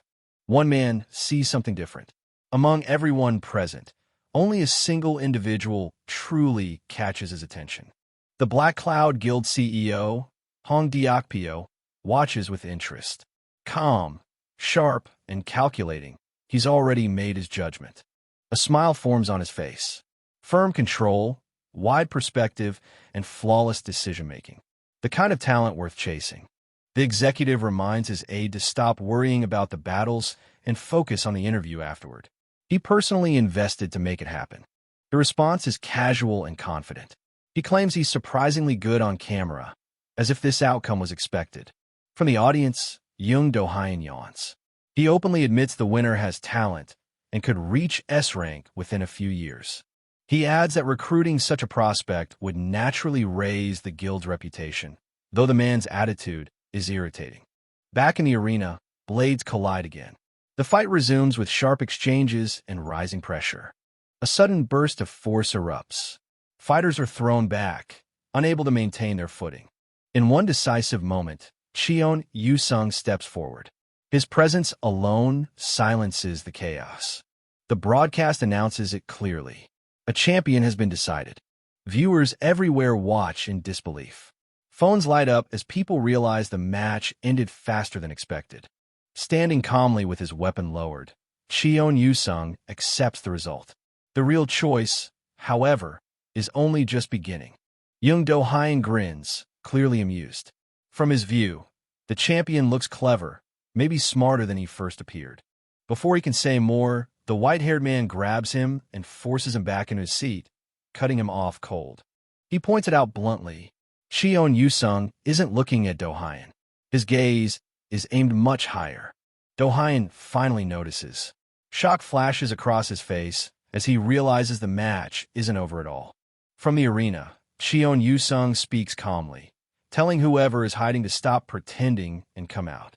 He adds that only two people are worth fighting now, himself and Diokpyo.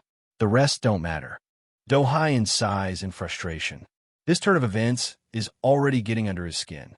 Then a man stands up from the upper seats. Tall, relaxed, hands in his pockets, his presence draws instant attention. The crowd erupts in confusion. Cheon Yusung lowers his sword, clearly acknowledging this new opponent. Officials scramble for information. The name finally appears on screen. Kong Jinhyuk, an F-rank player. The challenger speaks first, calmly asking for a promise. When this ends, he wants it to be the last challenge. He adds bluntly that giving up is also a skill. Not every fight is worth repeating. Cheon Yusung answers without hesitation. He reminds him that he already became the champion. The reply comes with a grin. Yes, he admits it. Yusung did get stronger than before. But that strength came at a cost. He trained without rest, driven by a single goal: to defeat the man standing in front of him. The air shifts. Yusung tightens his grip and declares that this fight will decide everything, including the invitation. Blue energy erupts as his skill activates. Sword Ki floods the arena, flames of the soul chaser roaring to life. The opponent snaps back, fury exploding as he charges forward. Two forces collide, and the real battle finally begins. An explosion rips through the street as an energy beam slams into the nearby building, sending debris flying and forcing everyone to take cover. Concrete and metal rods crash down as the ground splits open beneath the ruined ceiling, threatening to bury anyone caught in the collapse. The man in dark clothes grits their teeth, standing firm as they demand how many damn skills their opponent has left to unleash.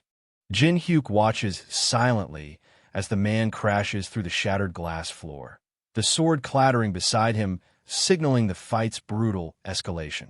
Jinhyuk kneels beside the unconscious figure and claims the black market ticket, insisting this isn't stealing, but a promise kept. The man unleashes a giant ice missile that shatters the arena floor and follows it up by destroying the ceiling with a powerful light ray, shocking the audience who can't believe an F-rank could cause such destruction. Jinhyuk crouches and breaks the silence with a cold greeting, prompting the older man to acknowledge their last tense encounter at the museum. The older man admits their savage first meeting is water under the bridge. The Lee Yuri hesitates but agrees. An uneasy truce begins to form. Jinhyuk squats on a ledge and breaks the uneasy silence by asking Lee Yuri, SSI, for a number, pushing their truce towards something more personal. Jinhyuk offers his phone with a clear out. You can refuse if you don't want to, forcing the Lee Yuri to either accept the gesture or admit defeat. Jinhyuk holds up his phone with a challenge. Of course, that's only if you can handle the consequences. Lee Yuri reveals the smartphone's true power, warning it's more threat than favor as she prepares to unleash it. Jinhyuk steps forward with a forceful stomp, drawing shocked gasps from the spectators as laughter cuts through the tension. Jinhyuk activates her eye power, challenging Jinhyuk's strength with sharp disbelief despite his F-rank status. Young Do-Hyun raises his hands, stunned by the chaos unfolding, admitting he never imagined an event like this would happen. The dark-haired man questions the system's true nature, suspecting it's more than just a simple program, since it knows exactly what others are thinking. Young Do-Hyun raises his hands defensively, insisting he didn't come to fight, forcing the man in the white shirt to ask what he really wants. Young Do-Hyun raises his fist confidently, declaring they'll be colleagues working together from now on, leaving the onlooker surprised. Jinhyuk accepts the handshake, replying, I'll be in your care, sealing their unexpected alliance. Jinhyuk activates Eye of Truth with a confident smile, challenging Jinhyuk's trust with a sharp, in your care, huh? Young Do-Hyun extends his hand, forcing the older man into an unexpected alliance as reporters close in. The large muscular man with tattoos overpowers Jinhyuk, seizing the spotlight from the new recruit who just defeated the tournament winner in front of the reporters. Jinhyuk profile smiles, seeing through the obvious scheme and plotting his next move. Jinhyuk activates the save function as the copy conditions trigger, locking in their progress before the next move. The skill notification pops up, granting the dark-haired man Giant's Clutch, B, boosting their grip strength and letting them wield items 10 times heavier than before. Jin-hyuk maneuvers the claw machine, aiming to seize the prize that holds the skills others fought hard to obtain. Jin-hyuk breaks the silence with a sly smile, questioning if the handshake signifies the Black Cloud Guild and shifting the tension into a new direction. Young Do-hyun offers special treatment in exchange for joining, targeting those without guild ties to strengthen his ranks. Young Do-hyun seals the deal with a firm handshake, his confident smile promising power and protection to those who join him. Jin-hyuk grabs the large muscular man with tattoos, challenging his belief that brute strength alone could win this fight. Young Do-hyun smiles confidently and activates his power, Giant's Clutch, declaring, "Of course," as the fiery force surges around him. The man laughs loudly, mocking Young Do-hyun with, "Isn't that obvious?" challenging their confidence head-on. Young Do-hyun and Jin-hyuk clasp hands, unleashing the judgment of Anubis that shatters the space around them. The woman unleashes her scaled power, but Young Do-hyun stands frozen, unmoved and tense, defying all expectations. Jin-hyuk grips the large muscular man with tattoos hand firmly, forcing him to struggle and grimace under the intense contest. Jin-hyuk taunts the large man's exaggerated pain, challenging his confidence despite the intense struggle. The large man grips Jin-hyuk's hands with fierce purple energy, shouting as they fights to break the hold. Jin-hyuk shocks the large muscular man with tattoos by shaking his hand mid-fight, forcing him to shout, "Stop! How dirty!" Jin-hyuk lands a solid punch, sending the large muscular man with tattoos crashing backward and shifting the fight's momentum. Young Do-hyun shouts and lands a brutal hit, sending his opponent crashing back into the debris. Jin-hyuk clenches his fist over Young Do-hyun's fallen form, mocking his betrayal with a brutal taunt that cuts deeper than any wound. An explosion rips through the plaza, sending spectators flying, but Jin-hyuk stands unfazed, eyes locked on the chaos he's unleashed.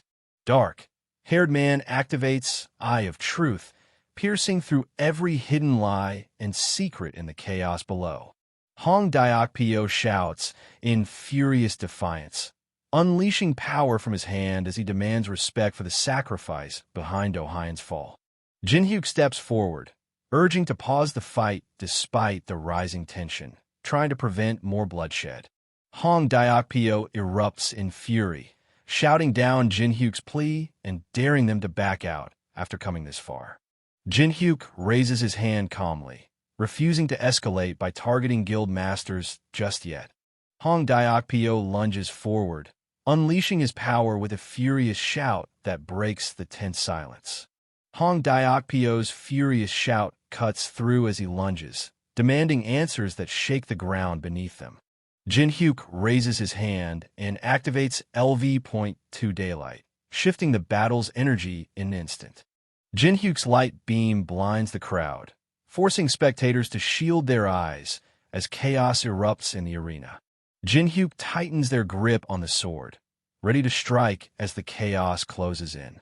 Jin-hyuk blocks the large muscular man with tattoos punch just as the rift stat activates, slashing the level difference by 33 with 99 points used.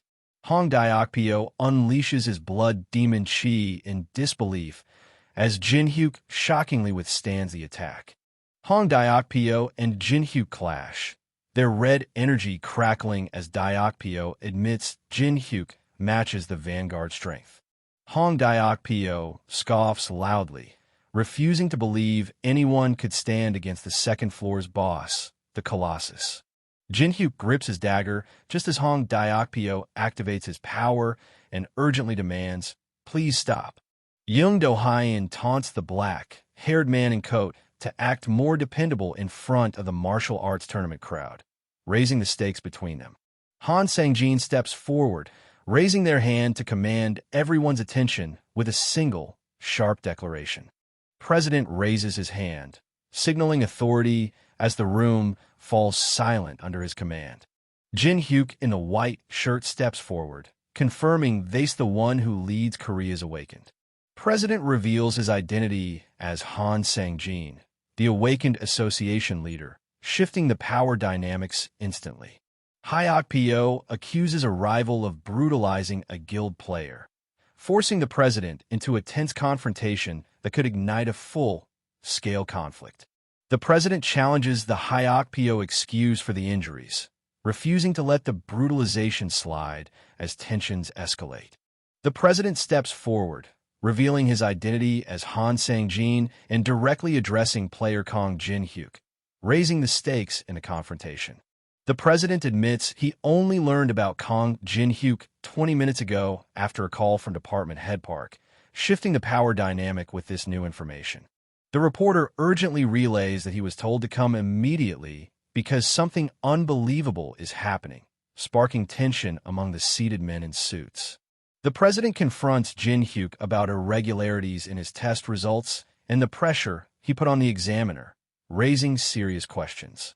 Men in suits bowing publicly accept responsibility for the misassessment and apologize as the new 16th S rank is officially announced. Voices erupt as the crowd points and shouts about the new S rank player, while orders fly to summon everyone in the Someone conference room immediately. The crowd surges forward, pushing past barriers as the reporter shouts for space, while the Black Crowd Guild CEO watches the chaos unfold with a serious gaze. Jong Do-hyun collapses backward, eyes rolling back as his body goes limp, signaling a sudden and severe blow. Black Crowd Guild CEO's shock breaks as he realizes the tournament is slipping away, his confidence crumbling with every devastating loss. CEO urgently calls for a last-ditch plan, refusing to let the tournament slip away completely. The Black Crowd Guild CEO grabs the reporter's arm mid-sentence, cutting off the announcement about clearing the third-floor boss. A fist lands hard, sending the man in the white shirt crashing backward as they pleads for a call next time. The Black Crowd Guild CEO stands firm, his serious gaze cutting through the chaos as the fight pauses. Jin-hyuk confidently as reporters swarm with cameras and microphones, demanding answers that could change everything. Black Crowd Guild CEO walks away from the fallen man as the crowd gasps, the silence breaking with shock and disbelief. The ability acquisition message pops up, confirming the unique Blood Demon Chi has been unlocked and prompting the save option. President reveals the official results of the Super Rookie, sparking a flood of speculation and debates in the comment section about Kong Jin-hyuk's next move. Jin-hyuk scrolls through reactions on his phone, noting the positive responses that could shift the game. President confirms the trip to Las Vegas and offers a plane as an apology, shifting the stakes with unexpected support. Jin-hyuk settles into the chair, realizing high rank means a completely different level of treatment. The airplane dives sharply toward the rocky cliffs, forcing everyone on board to brace for impact. Air hostess pushes a cart while politely excusing herself, signaling a shift in the tense moment. Hostess tries the food and wine, realizing this is their first taste of first-class luxury. The young man tastes the food with a cautious spoonful, searching for a sign this luxury is worth the risk. Jin-hyuk calls out, breaking the tense silence, and CEO Hyok-po responds, their brief exchange shifting the focus back to the uneasy meal. Alex Jadro points sharply at the man in front, sparking a quick confirmation from the black-haired man, while the brown-haired woman in blue suit laughs, breaking the tension. Alex Jadro emits a strange, unsettling scent that reeks of blood, making everyone instinctively recoil and refuse to engage. Alice questions Jin-hyuk's claim, but she insists the man isn't an ordinary human, raising the stakes of their tense exchange. Jin-hyuk realizes Alice's brutal judgment means they's far from ordinary, forcing them to reconsider their own hidden threat. Jin-hyuk activates Eye of Truth, instantly revealing a hidden layer beneath Alice's brutal judgment that shakes their understanding completely. Alex Jadro reveals the copy condition, calling out a demonic human and turning the mystery deeper with his confident smile. Jinhyuk sweats, shaken by the revelation that the calm, demonic human was just an act. Alex Judreau breaks the silence with a sharp, huh, catching the black-haired man off guard and shifting the tension between them. Alex Judreau points directly and calls out player Kong Jinhyuk by name, revealing he knows about the recent rank assessment in Korea. Jinhyuk, the dark figure behind him, isn't a coincidence, and that others beyond the big guilds are now watching him after the S rank announcement. Alex Judreau confirms his recent S rank reassessment, catching CEO Diokpio off guard with news of the martial arts tournament coverage. Alex Judreau steps forward, handing over a business card and formally introducing himself to Diokpio. Alex Judreau leans forward with a thumbs up, suggesting they celebrate their chance meeting with a drink to pass the long flight. Alex Judreau leans forward with a thumbs up, suggesting they celebrate their chance meeting with a drink to pass the long flight. They pulled out a bottle of Charles XIII cognac, spinning stories that deepened the game's stakes as the tension thickened around the table. Alex Judreau sips from his glass while recounting how his cosmetics business thrived despite the chaos unleashed by the Tower of Trials, revealing the unexpected challenges behind his success. Jinhyuk smiles knowingly, revealing he already understands the true identity the demonic human struggles to convey. Jinhyuk smiles knowingly, revealing he already understands the true identity the demonic human struggles to convey. Alex Judreau reveals his plan to dive into the awakened business, aiming to capitalize on the shifting times. Alex Judreau reveals his plan to dive into the awakened business, aiming to capitalize on the shifting times. Alex Judreau questions Jinhyuk about a masked player causing trouble, pushing the conversation toward uncovering this new threat. Alex raises a glass and presses Jinhyuk about the masked player's bold claim to clear the third-floor boss, asking if there's any connection between them. Alex Judreau admits their third-floor raid plans are derailed because the masked player is aggressively blocking their progress. Alex Judreau reveals the masked player insists on handling something alone, claiming it's to protect a comrade and warning others not to interfere.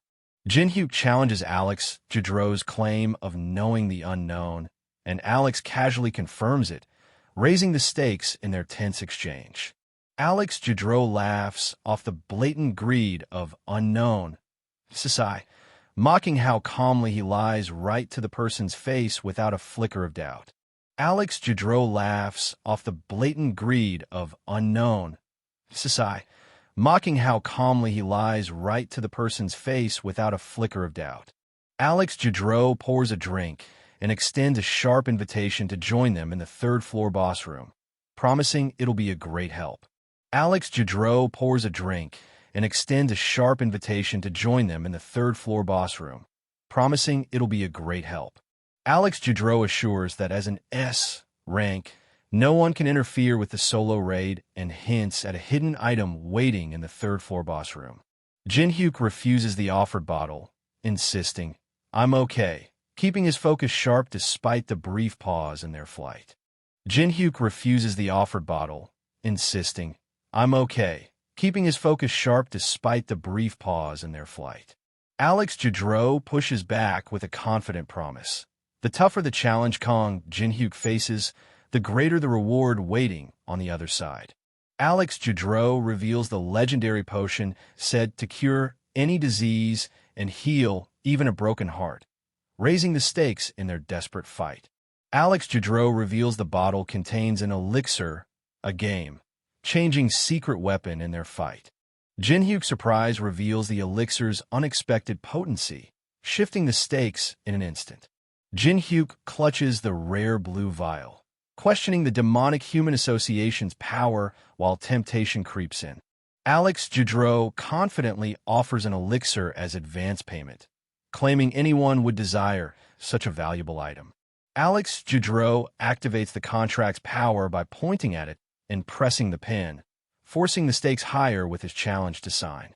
The man's gaze fixes on the dark smoke rising from the table as the contract of the dead's power begins to manifest. Jinhyuk reads the contract carefully, noting that though it looks ordinary, breaching its conditions carries severe consequences. The dagger floats, releasing purple smoke as the warning, "Death will come to you," appears on the paper, sealing a deadly fate. The man firmly refuses to sign the cursed document, holding a small object as they warns that making enemies of the large guilds is too risky. Alex Jinszo taunts his opponent's stubborn refusal, revealing his disappointment as hopes for cooperation fade. Men in suits bowing offer a water bottle as Alex Jinszo coldly dismisses the elixir deal, forcing the conversation into uncertain territory. Holding the bottle, Alex admits caution, but hints this blue liquid might be their only option left. Holding the bottle, Alex admits caution, but hints this blue liquid might be their only option left. Alex Jinszo lashes out in anger, demanding an explanation as his control starts slipping. Alex leans forward, gripping the armrest as he pulls out an insane amount of mana. Everyone's convinced he's ready to crash this plane if it comes to that. The pilot announces sudden turbulence, ordering everyone to buckle up as the seatbelt sign lights up, forcing a tense pause mid-flight. Alex questions the Jinhyuk about knowing the announcement in advance before preparing to sit back down. Alex slouches in the chair, admitting he had a rough idea about the announcement while calling out the other skill at acting. Alex snaps a sharp warning, threatening that unknown SSI will make them pay no matter the cost. The man with eyes smirks and points, calling out the lie and accusing Alex of being on unknown side after their humiliation at the Olympus meeting. Alex's shock and sweat reveal his panic as the man's accusation hits too close to home. Could he really be tied to unknown? The hand slams down as doubt creeps in. Maybe the man's bluffing, or maybe the large guilds really did share intel, since they hit S rank. Jinhyuk a small object, teasing that he might spill info if the other man plays nice, raising the stakes with a risky gamble. The airplane lifts off the runway, wheels leaving the ground as Alex vows, "I'll see you next time," cutting the chase for now. Alex slips into a crowded casino, blending in as the city's neon chaos hides the next move. The red-haired woman in red top poses on a towering billboard, launching the new Fire Blossom perfume that's about to stir the city's undercurrents. Tiny girl navigates the crowded indoor market, cautiously noting it's a human city while reminding to keep the promise of no trouble. Tiny girl navigates the crowded indoor market, cautiously noting it's a human city while reminding to keep the promise of no trouble. Jinhyuk, the memory of a world, pushing the limits of their power indoors. They fuse Eye of Truth, S, and Blood Demon Chi, S, into a single skill, unlocking a new power in the virtual interface. Fusion completes, granting the Eye of Gluttony, SSS, skill with barrier immunity, status inspection, view sharing, and mind-reading abilities. They activate the hexagonal symbol now, sacrificing stability to gain immediate power for the fight ahead. Jinhyuk is fist, ready to face whatever waits inside the casino as the tiny girl points toward the entrance, questioning their next move. Jinhyuk explains that magic skills are banned in regular casinos, leaving tiny girl skeptical about their options moving forward. Man in sidecar refuses to take money by force, insisting that stealing from hardworking people just to fund the auction crosses a line. Tiny girl challenges the man's refusal, demanding to know where they're supposed to go now. Tiny girl challenges the man's refusal, demanding to know where they're supposed to go now. Tiny girl clenches her fists and smiles brightly, clearly intrigued by the promise of something incomparable. Tiny girl clenches her fists and smiles brightly, clearly intrigued by the promise of something incomparable. Tiny girl voices her displeasure with the building, but the other insists they're not here to play around, raising the stakes instantly. An angry man accuses Tiny Girl of using forbidden skills, escalating the tension as Tiny Girl and another watch silently. The man inside car kicks Alex in the face, accusing him of using all sorts of skills and calling out his hypocrisy. Man falling forward collapses as Tiny Girl walks away coldly, dropping the brutal truth. In this place, the one who gets scammed is the dumbass. Man falling forward collapses as tiny girl walks away coldly, dropping the brutal truth. In this place, the one who gets scammed is the dumbass. They tighten their grip on the fading hope, knowing that surrendering now means losing everything they've fought for. The man in the white coat steadies tiny girl, reminding her this casino is a rare place where magic can be unleashed without limits. The man orders drinks for tiny girl without hesitation, telling the bartender to put everything on his tab, while she loudly complains about the choice. They downs the small cup without hesitation as they yells, "What are you going to do by yourself?" They downs the small cup without hesitation as they yells, "What are you going to do by yourself?" Table leader activates Source Seal Level 3, blocking all skills on the designated card for 10 minutes, while keeping his own abilities active. Patron reveals his cards, relieved to find a decent hand despite the Source Seal's restrictions locking out all other skills. Alex holds his cards steady, his intense gaze unshaken as his opponent sweats over mounting losses at the gambling table. The dealer pushes a hefty raise forward, declaring this round will decide everything as tension spikes around the poker table. The man in the white shirt toys with a chip before sliding a massive stack forward, daring the man in the red vest to match or fold. The man in the red vest pushes an even bigger stack forward, raising the stakes and forcing the man in the white shirt to decide whether to fold or go all in. The man in the red vest pushes an even bigger stack forward, raising the stakes and forcing the man in the white shirt to decide whether to fold or go all in. The man in the red vest demands to know which guild runs the place, and the man with purple eyes reveals it's managed by the Scavenger Guild. The man in the red vest demands to know which guild runs the place, and the man with purple eyes reveals it's managed by the Scavenger Guild. The man in the formal vest steps forward, warning that too many questions might not be allowed here, forcing everyone to reconsider their approach. Flipping the cards decisively, the man declares the outcome irrelevant, forcing everyone to brace for what's truly at stake. Patron activates his power to substitute the cards mid-flip, cutting off any chance for a counterattack. Patron activates his power to substitute the cards mid-flip, cutting off any chance for a counterattack. Alex clenches the same pair of jacks, shattering the table leader's confidence as he screams, "I'm sure I substituted them with my ability." Holding 2 kings, Alex breathes relief, admitting victory came by a hair's width despite the risky bluff. Holding 2 kings, Alex breathes relief, admitting victory came by a hair's width despite the risky bluff. Patron exposes their rivals' hidden intentions with the eye of gluttony, forcing a desperate bluff that shifts the power balance instantly. Patron forces the rival to reveal a crucial weakness, turning the tide as allies rally behind them for a final strike. The staff member cuts ties, declaring those who take this much money aren't customers anymore, forcing a harsh reckoning. The staff member orders to drag the man into a room, signaling the situation is about to escalate beyond words. The staff member orders to drag the man into a room, signaling the situation is about to escalate beyond words. The staff member narrows his eyes, recalling a whispered secret overheard just outside, tightening the tension between them as he demands, "What was it?" The staff member narrows his eyes, recalling a whispered secret overheard just outside, tightening the tension between them as he demands, "What was it?"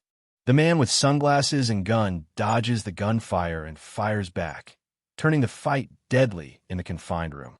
Jinszo crashes into the floor, sending a bottle, glass, and coin flying through the air and disrupting the fight.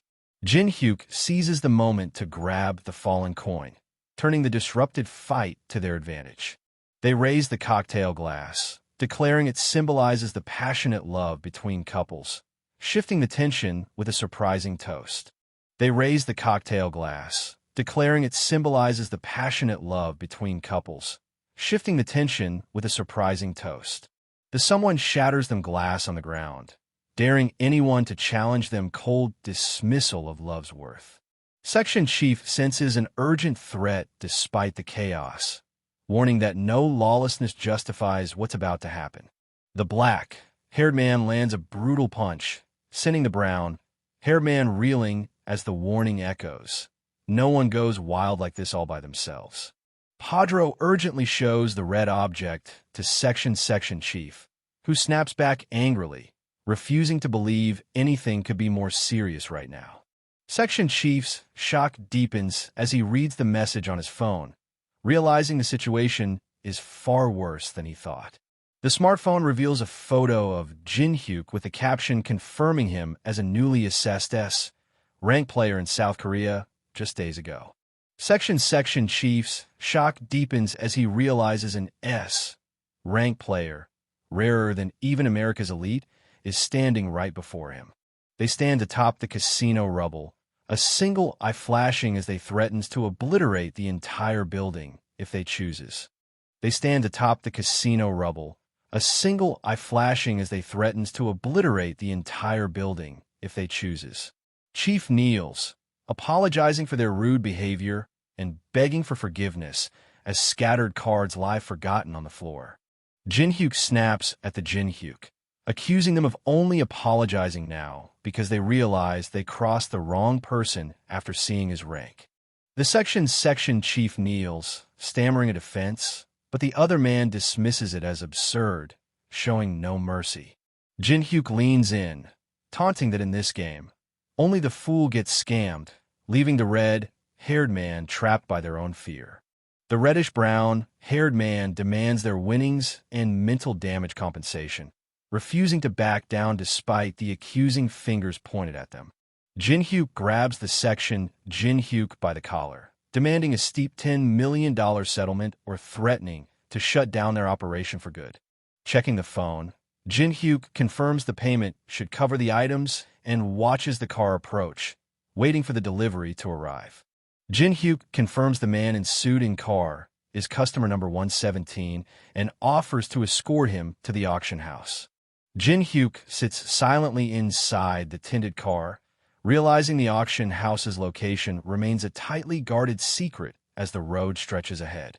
The car speeds toward the illuminated building as Jinszo's voice cuts through the night, already eager for what's ahead.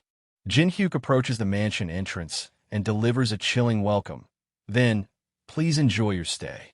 The man grips the pendant tightly, demanding the unseen listener to keep their promise and hurry before disappearing into a place beyond sight. Tiny Jinszo declares her happiness openly, claiming this place suits a noble being like herself, while Jinszo watches, curious but reserved. Jinszo and the girl climb the stairs toward the building as she warns him not to stand out during the auction. Jinszo slips inside the auction, instantly catching the sharp gaze of a suspicious guard. The dark-haired person holding glass reveals the ichthyosaur's heart will appear at this year's auction, all thanks to the Tower of Trials. The girl recoils, covering her nose at a sudden stench, while Jinszo demands to know what's wrong. Jinszo stares at the skull staff as the girl gags at its foul smell, breaking the silence with a curt, "It stinks." Demonic Man grips his cane firmly as the blonde man in suit reveals himself as Julius Cedric, claiming mastery over the other man and shifting the power dynamic in an instant. Alex stands silently, bruised but unyielding, as the weight of Julius's claim hangs heavy in the room. Chief activates the Eye of Gluttony, revealing Julius Cedric's stats and shifting the balance of power in an instant. The Eye of Gluttony reveals Julius Cedric's full necromancer stats and their rare ability that efficiently controls multiple summons with minimal mana. Jinszo's frustration spikes as he struggles with the tablet's impossible copy condition, deciding to provoke Julius Cedric and force the system's hand. The demonic man laughs off the tension, revealing he values the girl's gift, while she responds with a relieved smile that shifts the mood unexpectedly. The man in the white shirt presses Demonic Man for crucial information about the unknown, forcing a rare moment of seriousness from the hooded master. The man in the white jacket deflects the tense inquiry with a smile, insisting they postpone the discussion despite Demonic Man's serious readiness. Jinszo accepts the skull object as demonic man insists there's no time to waste and they must act immediately. Jinhyuk scoffs at the urgency, brushing off responsibility as he grips the skull object and retorts, "I missed the part where that's my problem." The angry man clenches his fist, shouting, "Son of a bitch," as the girl glances back and Alex walks away, leaving the tension hanging in the room. Demonic man places a firm hand on Alex's shoulder, urging him to leave the angry man alone because there's still a way forward. The woman wants to erase the annoying bystanders, but Demonic man warns that causing trouble here will only backfire. Demonic man steps forward, insisting they handle the situation quietly to avoid drawing unwanted attention. The auctioneer commands the audience to take their seats as the event officially begins, shifting the focus to the stage. The blonde man in suit slams the gavel and declares the 175th black market auction officially underway, igniting a wave of anticipation across the room. A masked fighter bursts through the crowd, triggering chaos as guards scramble to contain the sudden attack. The blonde man in suit raises the auction paddle and shouts the starting bid at $100,000, forcing the crowd to refocus amid the chaos. A rival bidder slams down a counteroffer, doubling the stakes and igniting a fierce bidding war that threatens to spiral out of control. The dark-haired man reveals no artisans can work with meteoric iron now, shutting down any immediate advantage from the rare material. A bidder raises their paddle, pushing the price to $300,000 as the auctioneer calls for more bids. Jinhyuk smirks, raising paddle 44 to secure the meteoric iron at a steal, signaling the auction stakes just got real. The blonde man in suit slams the podium, shouting the bid number 6 and a shocking $1 million, sending ripples through the room. The crowd gasps as the someone hesitates, eyes darting nervously toward the figure who just raised the stakes. The auctioneer signals, "Now," and the bidding explodes from $100,000 to $200,000 in seconds.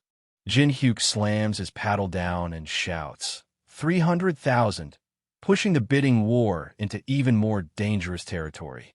The man raises his paddle and shouts, $1 million, blasting the bid far past the last offer. The auctioneer's shout of $1 million shocks the crowd, tripling the bid and challenging anyone else to top it. The someone strikes the gavel, sealing the deal. Sold to the old gentleman for $1 million. Jinhyuk glares as the man smirks, realizing, "I knew it. He's planning on buying everything that I bid for." Jinhyuk leans in with a smirk, eyes locked on Alice as he fires back. "That's how you're going to play. I guess it." The auctioneer announces the next item's origin, and the hand holding paddle number 44 instantly raises it with a sharp bid of $500,000. Jinhyuk raises paddle 44 with a $500,000 bid, ignoring warnings, and declares, "Just wait, I have a plan." Security rushes toward someone, but they smirks, ready to turn the chaos to their advantage. Jinhyuk shouts, "We have $1 million. Is there anyone else?" pushing the auction into a fierce bidding war with a quick $1.5 million challenge. The demonic man shouts $3 million and raises his paddle, escalating the auction to a new, aggressive high bid. The auctioneer slams the gavel and declares, "We have $3 million, pushing the stakes even higher. Jinhyuk sits silently, scanning the room before sharply asking, "Are there any more bids?" The man breaks down in tears as the man declares, "Sold to the old gentleman for $3 million. The buyer steps forward, coldly confirming the deal, while the someone's sobs echo through the silent room. The man raises paddle number 6 and points firmly as the man shouts, "Sold," signaling the final seal on the deal. The blonde man leans in, urging, "Master, why don't we give up on something at least once?" while the man in the dark hooded cloak stands silently, weighed down by the tension. The man grabs the blonde man, shouting, "You imbecile! What are you going to do if he easily gets something that he wants if we do that?" Man grits his teeth, determined despite losses. "Though I'm suffering some losses, I have plenty of funds. I'll secure the items that he's aiming for." Auctioneer raises his hand, declaring, "The next item is for the true fans. I introduce to you the first chessboard." The man scoffs, "How trivial," while Jinhyuk hesitates with paddle 44 and Alice nervously shake her legs, doubting the value of a chessboard without pieces. Jinhyuk raises paddle 44 and shouts, 50,000. We. Man slams down paddle 100,000 and yells, "He bid higher," as the auction stakes double instantly. Bids skyrocket from 150,000 to 8 million as Jinhyuk and the demonic someone trade fierce shouts, pushing the auction into a brutal war of numbers. The crowd reels as Jinhyuk calmly holds paddle 44, while the brown-haired someone shouts, "This is crazy. Who the hell buys a chessboard for 8 million? Jinhyuk raises paddle 44 and bids 10 million, triggering a smile from the demonic someone. The man shouts a shocking bid of $30 million, raising the stakes and stealing the spotlight. The demonic man mocks the bid, declaring $10 million seems to be all you have, and claims to have uncovered the true desire behind the money. They slams down a higher bid, forcing the room to confront just how far desperation will push them. Jinhyuk wipes sweat from his brow, clenching his teeth as he admits, "I wasted so much of his funds, yet he still has this much?" The demonic someone laughs triumphantly as he snatches the first chessboard for 30 million, leaving Jinhyuk clutching his head and shouting, "I need a plan." Alice shocks the room by confidently raising the bid to 100 million, turning the stakes even higher. The man shouts in disbelief, 100 million? 100 million for that mere chessboard? As the room reels from the outrageous bid, Alice crosses her arms, questioning, "What the hell is with that brat?" While Jinhyuk nervously admits, "It is but..." The man insists he can't stop now after already sinking over $700 million in a worthless junk, proving just how deep he's in. The man shouts a desperate bid of 110 million, but Alice immediately counters with a bold 200 million, turning the auction into a fierce showdown. The man points accusingly, shouting, "Enough of your bullshit. Do you expect me to believe that you have $200 million? While Jinhyuk grips paddle 44, tension rising between them. The auctioneer challenges the young lady, demanding, "Can you provide proof of balance?" as he gestures toward the podium.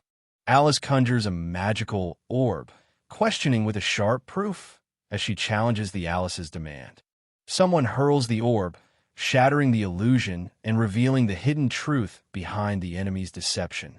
The brown-haired man in suit examines the crown with disbelief, muttering, "You unbelievable. Just this crown alone is easily worth over $500 million. Man spits out a bitter, "That brat," as his tears reveal a mix of anger and disbelief. Alice clenches her fist, snarling, "Impertinent humans." As her serious glare hints, she's far from ordinary.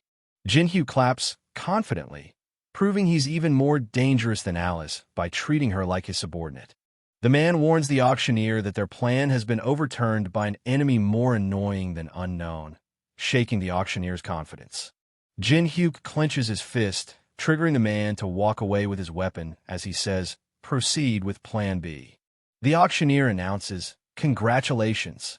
We will deliver the first chessboard to the young lady," as the trophy is presented. Alice hesitates, saying, "I'm thankful, but isn't it too much? Give it to him, not me," while Jinhyuk stands tense with the weapons behind them. Alice declares, "I was thinking of clearing out my treasury either way," folding her arms firmly and warning, "I won't tolerate imbeciles looking down on my contractor." Alice stands confidently with arms crossed while Jinhyuk, sweating, admits, "This girl," so she knows how to say some commendable things. Jinhyuk stares at the sudden explosion, his confidence shaken as chaos erupts nearby. Jinhyuk stares at the sudden explosion, his confidence shaken as chaos erupts nearby.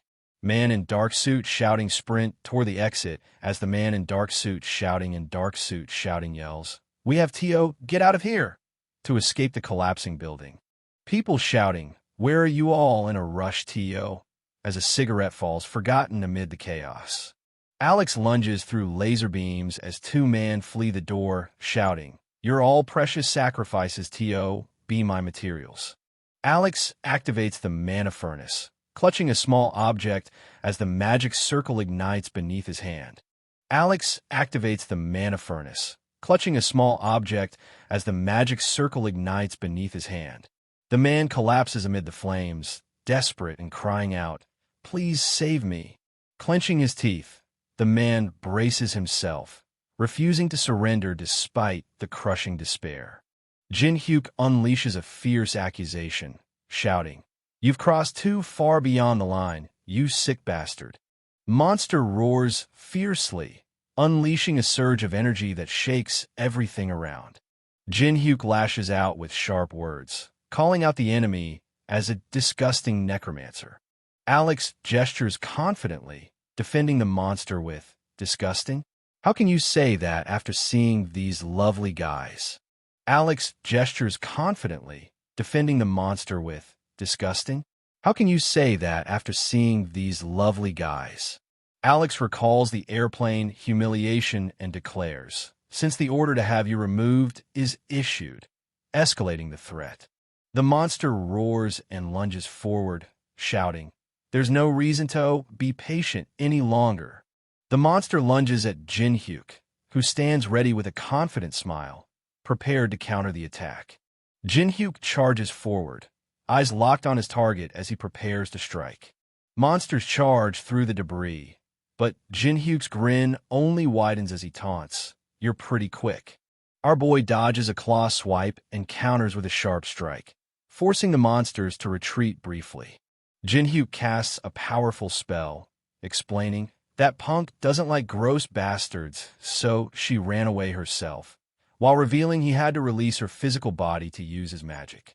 Jinszo calculates the ongoing damage from the smelting furnace, realizing the threat won't stop until he acts. Two red monsters close in behind Jinszo, who warns, "So dragging on this fight will be bad." An explosion sends rocks and debris flying as someone declares, "I'll finish this fight as fast as I can." Jinszo unleashes Sword Cemetery, firing energy beams that tear through the monsters. Alex casts magic with symbols, taunting, "Wow, how surprising." Casting a powerful spell with a red magic circle, the man claims, "It's all right with me, since I have a lot of materials lying around." Monsters advance as Alex raises his arms, confidently declaring, "There's nothing easier than this," while Alex lies defenseless on the ground. Jinszo watches as two fiery monsters burst forth, muttering, "Is this how he's planning on dragging on the fight?" Jinszo advances as the monsters close in, explaining, "As long as he can absorb people's life force, he'll be able to continually raise monsters and cause the opponent to deplete their mana." They smiles menacingly, declaring, "Is how necromancers fight." Jinszo swings his sword fiercely, cutting through the monsters as they close in for the attack. Jinszo slashes forward with his sword, taunting, "So, is that all you got for your trump card?" Jinszo unleashes a devastating energy attack, declaring, "I'll burn em all before they are resurrected," as daylight activates. Two monsters recoil instinctively as the sword above blazes with blinding light, halting their advance underground. Alex readying a power as the warning cuts through. "TSH, so you're going to use that?" Alex channels his energy, bracing as monsters close in, while his opponent plots to scatter and strike before the rays fully form. Monsters are freezes, stunned by the sudden stillness around them as they blurts, "Why aren't they moving?" The monster's feet freeze solid, trapping its massive in place as the stunned voice shouts, "Their feet are frozen." Jinszo clenches the shards, ready to shatter the frozen trap and turn the tide. Alex shouts in frustration, "Are you telling me that I couldn't see him use the ice skill because of the flashing light?" A blinding energy beam crashes down onto the building, flooding the area with intense light. Alex falls hard and struggles to stand, gasping, "I can't believe it." Alex shouts, "My cuties," while the other claims, "They turned out that way because they were cuties," revealing their twisted pride amid the chaos.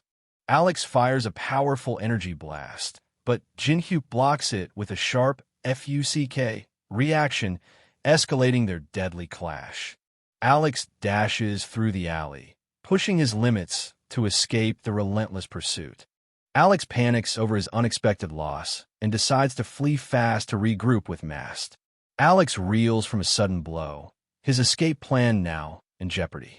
Jinhyuk launches a precise throwing attack, declaring, "This is how you make a throwing attack," forcing the enemy to scramble for cover. Jinhyuk stands over Son of Host, taunting, "Is running all you can do after causing this chaos? I'll tell you how I'll kill you now." Coughing up blood, the victim gasps. For the next 30 minutes, blood will slowly fill up your lungs, sealing a slow, suffocating fate. Clenching his fist, Jinhyuk coldly declares, "The next painful way to die after burning to death is probably asphyxiation," promising a swift end without prolonged suffering. A hand offers the blue elixir with the demand, "That is if you tell me about the demon society." Alex clutches the attacker's leg, coughing blood and gasping. "It's the demon, Shit." Son of Host struggles under the dark figure's weight, gasping, "If that's the case, then I'll write it out." Jinhyuk pins Alex down, mocking his stubborn silence with, "I guess it can't be helped if you don't want to tell me." A hand reaches into a pocket, tossing back the item with, "I guess I won't need this then. You can take it back." The business card floats on the dark liquid as the voice demands, "And I have a favor," setting the stakes higher. Jinhyuk towers over the fallen Son of Host, unleashing a brutal curse. "I hope you die a slow and painful death. You fucking trashy bastard." Jinhyuk towers over the fallen Son of Host, unleashing a brutal curse. "I hope you die a slow and painful death. You fucking trashy bastard." Jinhyuk inspects the magical materials, noting the potential to expand inventory space with items like ORE created by Michelangelo and Dragon's Heart. Jinhyuk combines the Dragon's Heart and Michelangelo's ore to create a huge space inventory bag with a 5,000 kilograms capacity. Jinhyuk turns as Son of Host nervously interrupts, while a man in a suit expresses, "Thank you so much for saving us." Son of Host clings tightly, whispering, "Thank you, Hyung," revealing his identity as the host's son. Jinhyuk admits he needed the item and tries to justify taking it, while Jinhyuk listens silently and finally says, "It's fine." Jinhyuk admits he needed the item and tries to justify taking it, while Jinhyuk listens silently and finally says, "It's fine." Son of Host kneels, hugging his child tightly while confessing, "I have no thoughts of accusing the person who saved my one and only son." Jinhyuk steps forward, admitting, "This is my first time experiencing this, but it's not bad," as Son of Host clutches his child with a mix of relief and uncertainty. In third floor of the Tower of Trials, stepping into the Cathedral of Abhorrence where the Real challenge begins. Guy blocks a volley of arrows with his shield, but the relentless barrage pushes it back as he snaps, "Seichai-ti, why is the security here so annoying?" The woman vents her frustration. "Do we really have to come in like this every time?" While the man snaps back, "Stop complaining, Melina," revealing his own anger over Alex's death. The woman glares as the man presses his sword close, warning, "That won't be a good idea if you don't want to die." The leader-like man cuts through their tension, demanding, "Enough you two. Are you two companions who've survived together for more than 10 years? The leader, like someone, grows impatient, demanding, "Why is it that you're always at each other's throats?" As the woman visibly bristles at the accusation. They snaps back, "Because you never listen," fueling the tension that's about to explode. The woman shuts her eyes and declares, "He probably played some games before, but that doesn't make him any different from other rankers." The leader-like man warns, "Don't get careless," while the man questions if their boss's recklessness to reach the 20th floor really means their opponent is beyond them. The woman crosses her arms and dismisses the concern, saying, I also think that your worries are a bit excessive. The man explains they chose the Tower of Trials VR world to avoid police surveillance, but the woman points out that others don't have such reasons, challenging his logic. The woman sits on the bench, cutting through excuses with, even if woman has nothing else to do, there's no reason. Woman sits restrained, cutting through excuses with, why anyone would continue to play that sadistic game unless there's some kind of pervert. Leader like man thinks, these two really aren't taking this seriously, but they're able to understand one another. They can't look down on that leader like man, con leader like man. Leader like man orders, we eliminate threats, and commands the two to follow Kedrick without question. Woman orders to help him so the plan doesn't go astray this time, while man remains silent, calling the old man worrisome. The old someone slips inside the house, urgency pushing them forward as the someone's warning echoes in their mind. Kicking is blocked just in time as punches fly back and forth in a relentless exchange. The woman checks in, asking you okay, as a hand gives a quick thumbs up in response. The boy holds out the tablet, urging Nuna to take a look at this, while she adjusts her head towel, focusing on the screen. The boy points at the tablet, saying, I've been watching this guys for a while now, and something doesn't seem right, as they both fixate on the screen. Nuna questions, isn't he just an aggro like other guys? While Nuna counters, he could be, but something feels different about him. Boy and Nuna watch the video reveal the Someone Face Trees Temple, where the third-floor boss tests challengers with 3 questions, promising a powerful item as a reward. Boy cuts in with a warning, but the real problem is, before revealing the next obstacle they must face. Man sizes up the third-floor boss, calling out, his questions are ridiculously difficult, while the others joke about a secret entrance and cosplay. The stone face rumbles, it's been a long time since a human came to find me, breaking the silence of the courtyard. Man stands firm, challenging, did you also kind of answer my questions? That's right. The old someone challenges, fine. If you can answer all 3 of my questions, then I will give you 1 type of my maple leaves. Bare feet step onto the stone ledge as the warning cuts through. However, if you answer just one of my questions incorrectly, trees Gurdians and Gurdians close in, their claws and muscles ready to strike as the third-floor boss is warned, you will be punished. A massive sea creature descends toward the rocky seabed, illuminating the area as the question echoes. What is the optimal depth and temperature for the seawater species Kelgorn to inhabit? The boy blasts the question's absurd difficulty, yelling, who the hell would know something like that? While the man holds the phone, silently watching the chaos unfold. Jinhyuk's answer is depth of 175 m and temperature of 1.5 C, shifting the conversation's focus completely. The large creature with eye challenges the man with next question, but he cuts in, confident. I know it's the right answer, so ask me the next question. The third-floor boss, sweating, warns, fine. This next question won't be as easy. The boy explains the complicated cooking method for the Filiani's body, leaving the woman confused and silent on the couch. Floor boss nervously asks the giant stone face, teach the final question. The giant eagles of the sky plateau mate only once a year. Jinhyuk slams the red button and demands, answer. When the first snow falls in the tower. Floor boss laughter and admits, you're the first human who is able to answer all of my questions, as the third-floor boss contemplates the unexpected breakthrough. Floor boss offers maple leaves, asking, which do you want among the red, yellow, or green leaves? Boy breaks down the leaves' powers. Red ignites fire, yellow boosts defense, and green sharpens speed. That's what I heard at least. Nuna confidently claims the raider will pick movement speed for the third-floor boss. That's what I'd pick. Jinhyuk, the large creature with eye, demanding, put away those ordinary leaves. There's something else I want. Floor boss, shocked that its secret about the black leaves is known. Boy and Nuna sit tense, eyes fixed on the screen as the words the black leaves cut through the silence, confirming the creature's secret is out. Man bargains with the floor boss, offering red leaves in exchange for green ones while the third-floor boss looks on, sweating.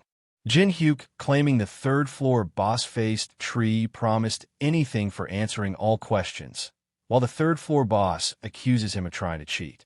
Jinszo demands the black leaf, warning, "You're not trying to dirty the honor of the tree spirit?" Floor boss sweats nervously while threatening, "I wonder what'll happen if I report you to management." Boss lets out a frustrated sigh, muttering sigh, "Damn it," as their anger boils over in the forest. The tree spirit honors its promise, granting a massive reward of 1,280 black leaves marked with an AAA difficulty level. Jinszo declares the final puzzle piece is ready and signals it's time to leave. The large creature with ice swings its sword just as Jinszo counters with his blue energy blade, shouting, "After I deal with you guys first." Person breaking the silence with a grin, asking, "Hey, did you hear?"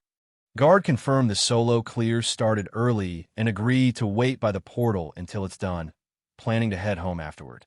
Guard questions the point of standing watch here, but the other reminds him it's because we were ordered to do it. Just do what you're told to do.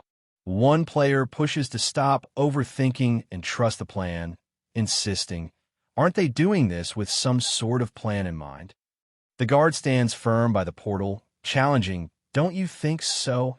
as tension rises at the shrine's entrance. Gripping the sword tightly, Guy looks up with a worried frown and asks, "Where did everyone go?"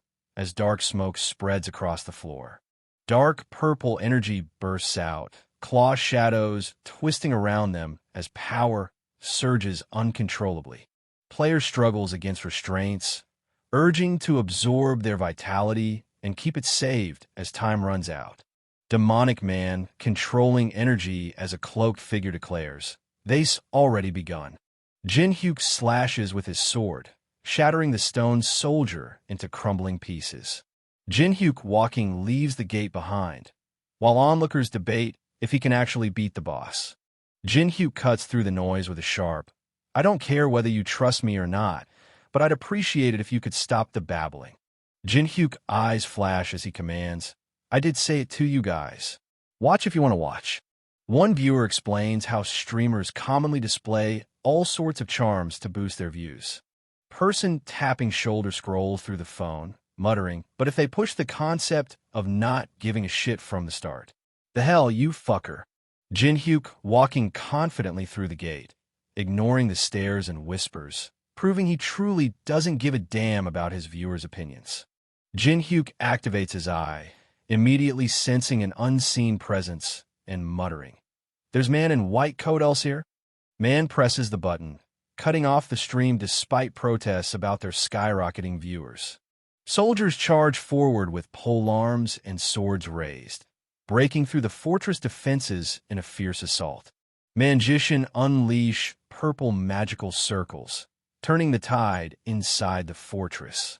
Stone soldier and skeleton soldier charge up the raised platform, weapons ready to crush anyone in their path.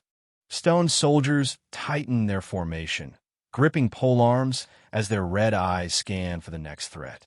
The skeleton soldier lunges with a dagger, but the armored figure with sword blocks the attack with a shield, holding the line.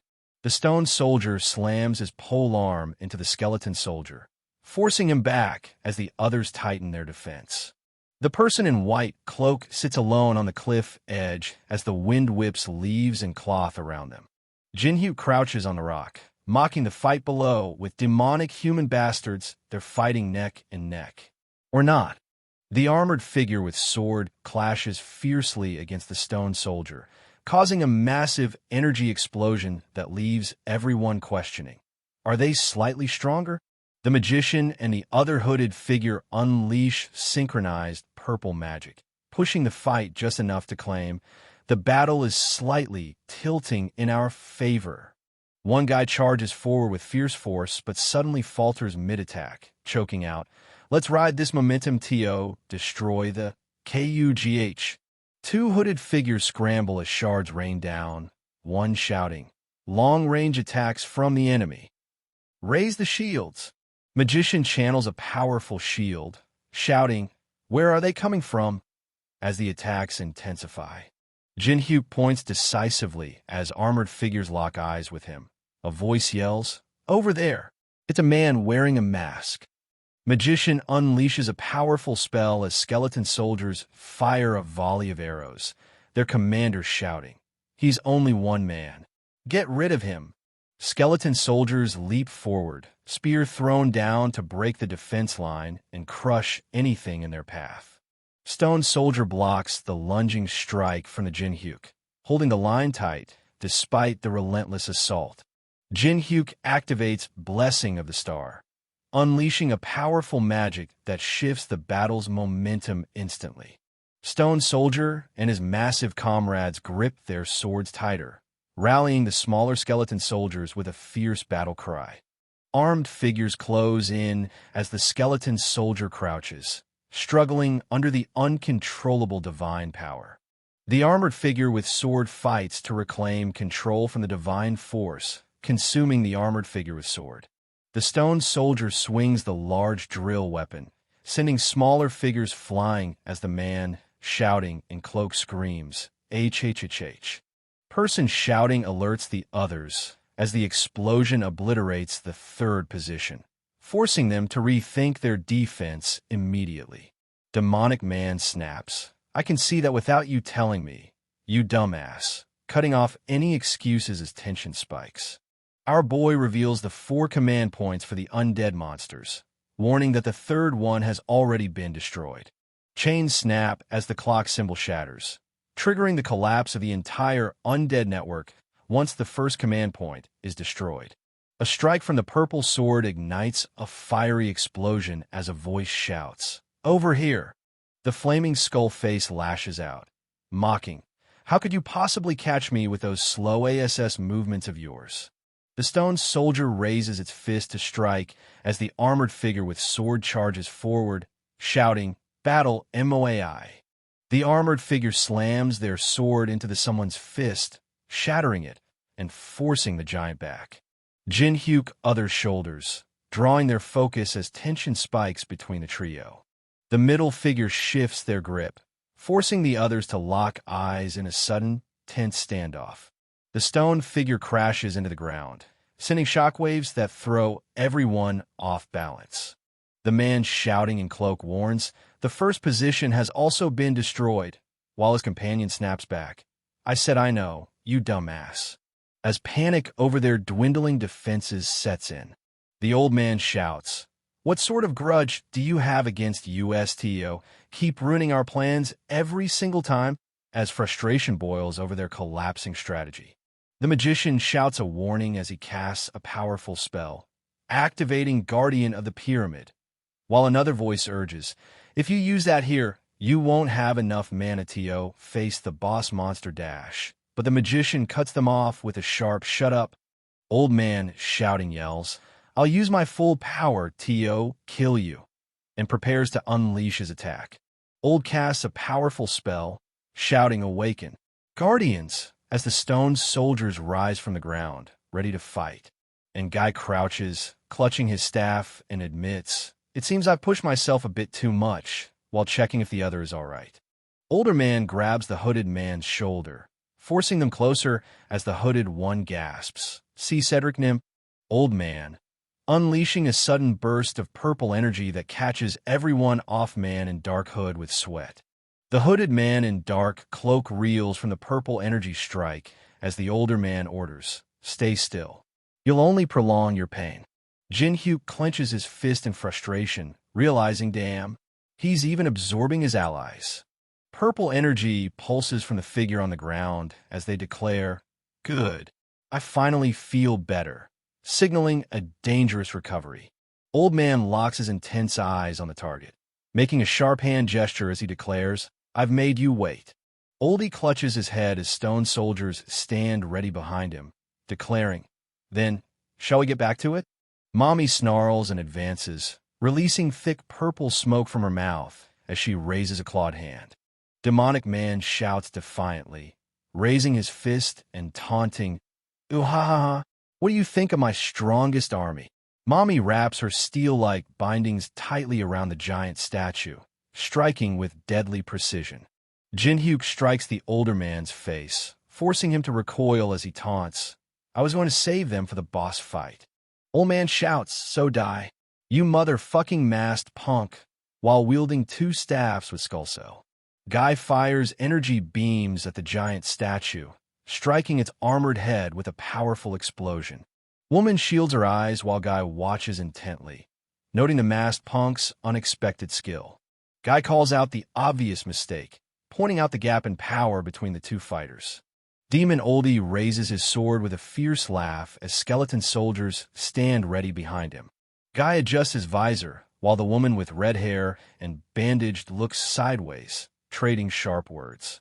Woman turns sharply, eyes wide at the sudden explosion nearby. Jinhyuk leaps forward, swinging his flaming sword at the giant statue's armored form. Someone explains how the blade's strength disperses its power despite its penetration. That man holds two ropes, claiming a true expert can cut them with the same power. That guy holds the ropes steady, matching the swirling wind with calm precision. Swings the whip sharply, shouting, then at the right moment. Jinhyuk channels swirling energy, focusing intently as he commands, "Release it with the right strength." Jinhyuk challenges the bearded man with purple, asking, "So, interested in learning my pendulum spirit sword arts?" Jinhyuk slashes his sword, unleashing a burst of red energy as his opponent raises an arm to block. "Your mastery of the pendulum spirit sword arts skill has increased tremendously." Bearded man with purple leans back, raising his left hand while clutching his chest with the right. Bearded man with purple gasps, sweat dripping as he admits, to think that his vortex of magic would be strong enough to draw in his surroundings. Swirling a fierce vortex, the energy rips debris into its spinning core. Energy bursts downward as eyes unleash the pendulum spirit nirvana. Mommy charges forward, steel bindings raised, while the bearded man with purple reels back, clutching his staff in agony. The demonic man shouts as he activates his double shield, energy swirling fiercely around him. Old man shouting, "This bastard! This world hasn't changed for even half a year." Old grits his teeth as purple energy slams into him, forcing a pained "KUK" from his lips. Guy crashes through shattered debris, energy crackling as he falls with a pained "Yes, K." Both the giant statue and the figure in dark cloak with white lie sprawled on the rocky ground amid scattered debris. Old man struggles to rise, desperate to escape a fight he knows he can't win. Old man desperately, shouting orders to protect him amid the chaos. Jinhyuk stands firm, mocking the demonic man's desperate retreat with cutting words. Old man spits out, "You bastard. That means..." with furious disbelief. Jinhyuk stands firm as the dark-faced man taunts, "Make sure to say hi to your disciple for me." The demonic man screams in rage, sweat pouring down his face as flames burn behind him. The demonic man screams, flames raging as he taunts the dark-haired figure. "Tell him that I thought he'd be bored, so I sent you, old man." Jinhyuk stands firm, fire burning fiercely in one hand while the other rests casually in his pocket. Skeletons rises from the dust, horns gleaming, while Oldie stares in shock, questioning the summons. The giant statue raises its sword as man telling, "Don't tell me Sir Kedrick was defeated." Jinhyuk stands on the stairs, catching his breath and admitting, suddenly using the pendulum spirit nirvana at this level is pretty exhausting. Jinhyuk holds vials of blue liquid, determined as he says, "Still, it'll be a waste if I don't go in, so..." Jinhyuk raises his hand, channeling energy as HP symbols swirl around him, declaring, "Let's give it all I've got." Jinhyuk catches multiple flying shields, recalling memories as he stands surrounded by them.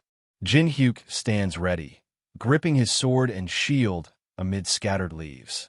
Jinhyuk stands amid shattered statue pieces, challenging with a sharp, "Isn't that right, guys?" The giant statue raises its sword, standing firm as the four armored guardians unleash their energy. Jinhyuk grips his sword, facing off against two towering armored statues that begin to stir. The armored warrior with sword swings down hard, but the man with beard and long hair blocks the strike with grim determination. Jinszo blocks the strike with a shield while gripping a dagger, taunting, "I love that you guys are silent." Jinszo dashes forward, kicking the cracked ground beneath him. Jinszo dodges a volley of pink laser beams, weaving between the giant statues. Jinszo demands a key, voice sharp and tired. "Spit out the key already." The giant statue unleashes a surge of energy, catching the other statue off guard. Jinszo holds the broken object above his head, questioning the pattern with sharp intensity. Raises the object above the stone pagoda of enlightenment. Clutches the golden key shaped like a flower, ready to unlock what lies ahead. A fist strikes the giant statue's face as the key reacts with a sudden pulse. A figure in white robes engulfs in swirling energy as the giant statue's power surges. The giant statue's cracked face tightens with resolve as he admits, "Damn, he was more determined than I thought." A massive burst of energy erupts upward as the flame surges with fierce intensity. Towering multi-armed figure behind him while calling out. He's calling out his Hyung right off the bat.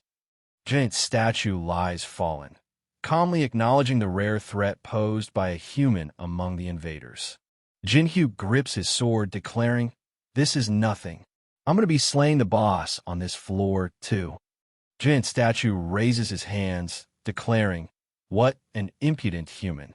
I'll acknowledge your bravery, if not anything else." Giant statue taunts, "You must think I'm joking. Let's end this." Jinszo raises his sword and shield, declaring, "I'm not into chit-chatting with statues." Thousand-armed statue grips two blades tightly, warning, "Every second is a gift. What a foolish young man you are."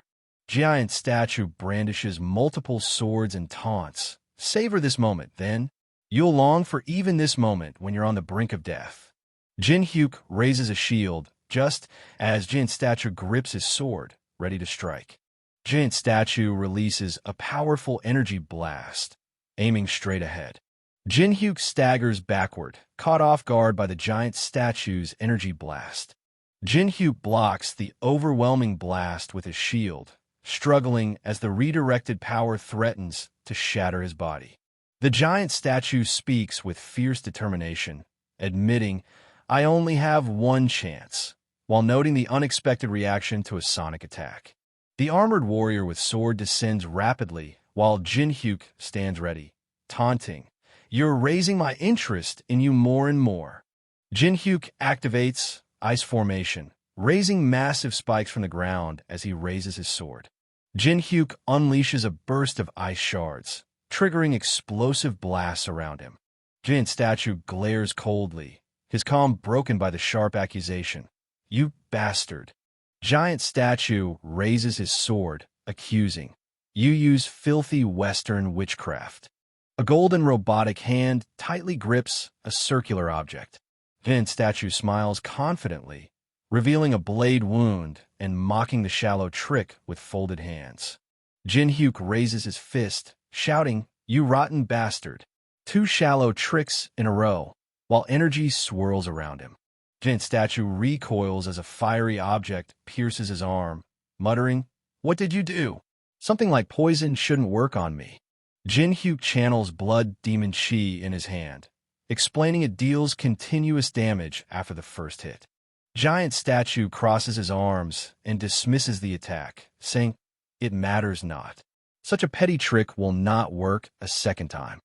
Jinszo stands firm beside the severed golden arm, daring giant statue with a sharp, "And what will you do for merely taking one arm from me?"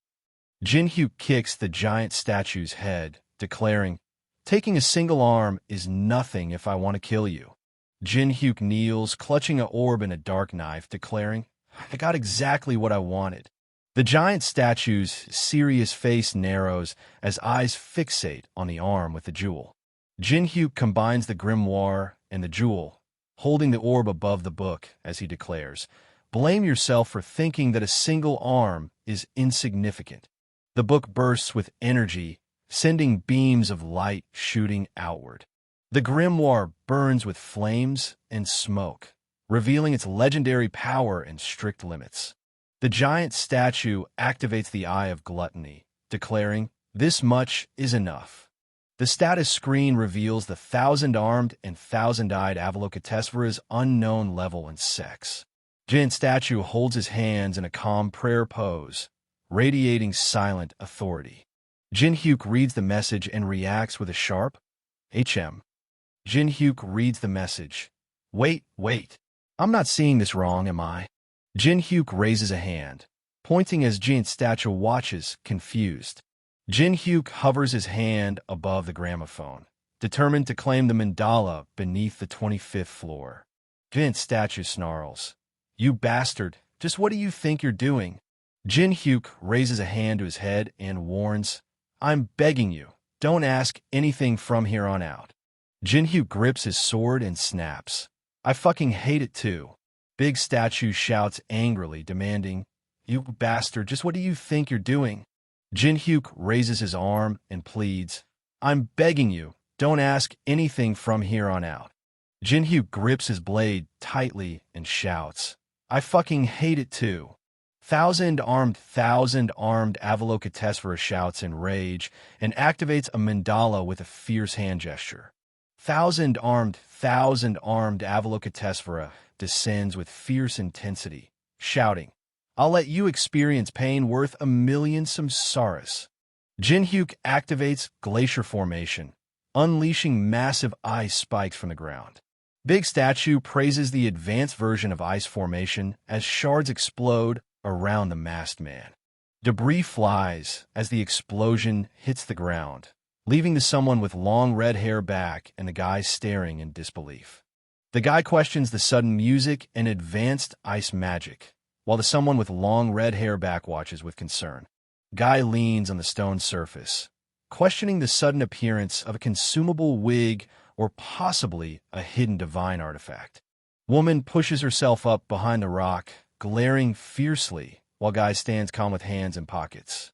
Thousand-armed Avalokitesvara extends his blades outward, embodying the overwhelming force that defines the third floor's second boss.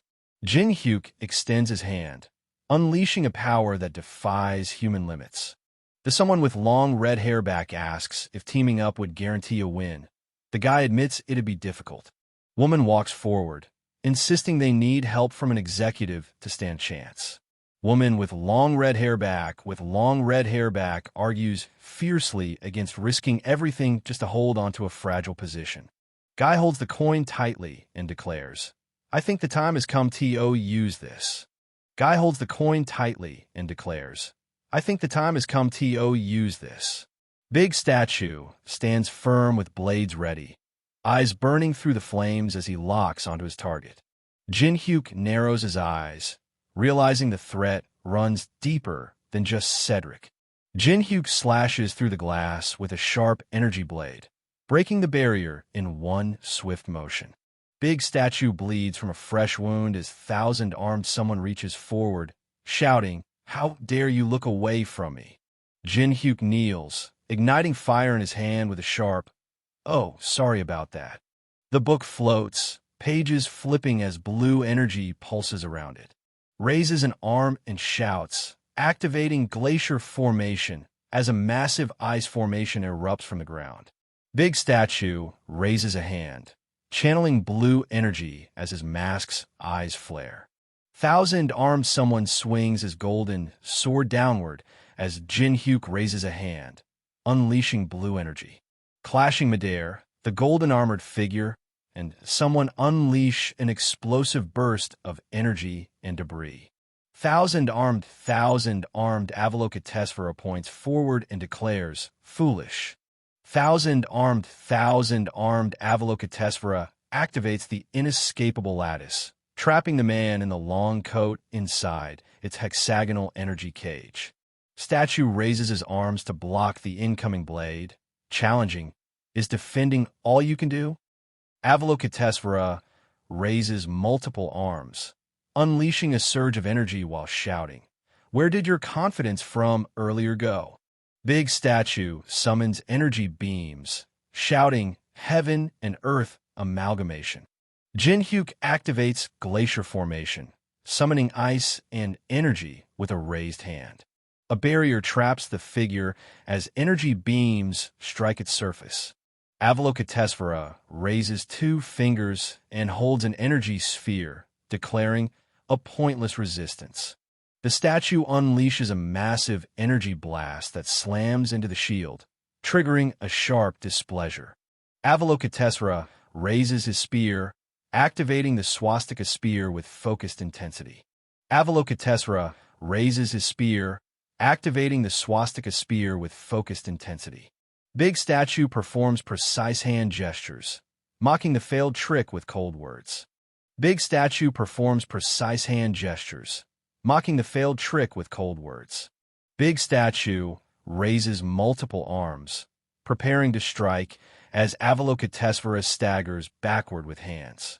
Avalokitesvara is trapped inside a massive pillar of ice, sealed by the glacial prison. Jinhyuk kneels amid jagged ice spikes, questioning the weight of his opponent's hatred for his magic. Big statue grimaces, questioning, how can Big statue said To have attained nirvana through self-discipline be so prejudiced? A giant blue hand rises from the ground as Jinhyuk stands firm, declaring, there's nothing better than shock treatment for such an obsession. Avalokitesvara freezes in shock, trapped within jagged ice shards, stammering, why you? Avalokitesvara shouts curses from inside the ice, vowing endless pain and reincarnation as a bug. The condition is fulfilled, and the unique ability mandala S is successfully copied. A braid of white hair falls as the warning echoes, don't waste your strength. A spear strikes as the person falling backward reels in shock, while thousand-armed someone braces for impact. Jinhyuk activates the mandala, defying limits with a power copied from his opponent's own creation. Jinhyuk grips the ring tightly, declaring, I'll be using your mandala very well from now on. Jinhyuk launches a sharp energy blast while snarling, you can screw OFF now. Avalokitesvara traps the person falling backward in solid ice, leaving them frozen and stunned. Avalokitesvara reels back, caught off guard by a sudden, powerful energy strike. A golden hand stretches out, eyes fixed ahead with unsettling intensity. The figure shatters the debris, bursting forward with raw energy. Person with white hair lying down and another figure lies still, enveloped in thick purple smoke as the message, you have leveled up, echoes. Gripping the golden key, they gain the power to summon the zone's boss, only on the 3rd floor. Jinhyuk clutches his shoulder amid the rubble, muttering, this guy's always so hard to deal with. Jinhyuk walks past a burning body, muttering about pushing himself too far. Jinhyuk walks past a burning body, muttering about pushing himself too far. Jinhyuk stretches his arm, rubbing it as he admits, man, I'm always lacking in mana. Jinhyuk raises his fists, acknowledging, oh right, there were still some pests remaining. The Tower of Trials shifts as night falls, chilling the air and sharpening the monster's attacks. Player shouts a warning while sprinting down the tower steps, fleeing the portal behind. Fire crackles as shrimp and wrapped food slowly roast over the campfire. Holds up a rare giant shrimp caught near the Tower of Trials' 3rd floor temple. Jinhyuk bites into the bread, pausing briefly by the fire. Jinhyuk savors the rare taste, already planning to copy cooking skills next. Jinhyuk sniffs the food, eyes narrowing as someone approaches, breaking the quiet night. Melina and Li Chao walk forward, negotiating to stay until sunrise with a calm but firm exchange. Melina stands with crossed arms, smirking as Li Chao sits by the campfire, offering a place to escape the cold. Melina introduces herself, while Li Chao and Jinhyuk exchange weary words around the campfire. Jinhyuk offers a large bowl of shrimp, asking, I've prepared a lot of food. Would you like some? Melina crosses her arms, refusing the food and warning, We try not to eat food offered by anyone we don't know. Jinhyuk sits by the fire, eating shrimp while questioning the need for masks with a sharp. Isn't it obvious? You must be wearing a mask because you have something to hide. Jinhyuk gestures while teasing. If you're really that bothered by it, I can take it off for you. Melina smirks as the man's shocked voice breaks the tension. What? Really? Jinhyuk sits by the fire, raising a finger as he proposes a simple game, catching Melina and the dark-haired man off guard. A masked figure raises 3 fingers, demanding 3 questions answered before the mask comes off. Li Chao sits calmly, raising 3 fingers and demanding answers before revealing his mask. Melina snaps her fingers with a sly smile, saying, all right. Melina flips a coin, deciding the order with a confident smirk, saying, I bet on heads. Melina calls heads, and Jinhyuk accepts, ready to start with the smallest spark of mana. The coin called Caligula's coin can dominate a target's mind after 5 minutes of mana infusion. Melina smirks and taunts Jinhyuk, pressing him for answers he won't give. Jinhyuk sits silently by the fire while Melina stands with crossed arms, declaring, I came here by myself. It's my turn to ask now. Jinhyuk challenges, from the looks of it, you're also aiming for the boss, so why have you only observed until now? Melina stands with a smirk, waiting patiently while Li Chao sits cautiously nearby, both ready to enter the notorious temple. Melina smiles confidently and challenges, my turn again. While you climb the tower, Mastapa. Jinhyuk stirs the fire with a stick, questioning what I want. Are you able to do something about it? If I say I want something. Melina smirks, holding a small object as Li Chao promises, we can do a lot more for you than you think. Jinhyuk kneels and challenges, then last question. If you answer this, I will take off my mask as promised. Jinhyuk holds fire in his hand and taunts, did the demonic human association seriously think the likes of you two could actually face me? Melina smirks confidently as she confirms their strength and acknowledges the masked fighter's feat against the 1,000-armed Avalokitesvara. Jinhyuk sits by the fire, taunting, but didn't you push yourself quite hard? We've already figured out you're very weakened. Melina smirks and raises her arm, declaring, if that's the case, then even 2 of us is too much. Actually, Melina extends her arm, channeling purple energy as Jinhyuk stands calm, whispering. Li Chao shouts in frustration, demanding, what the hell? Why isn't IT activating? While Melina smirks, holding the unresponsive object. Jinhyuk holds a bowl, calmly insisting, no, Caligula's coin is fine. Melina mocks their inability, declaring, you just can't use your mana, as purple scales hover between them. 2 voices clash as Melina shouts, none of my skills are activating, while the other demands, Melina, we're switching TO Plan B.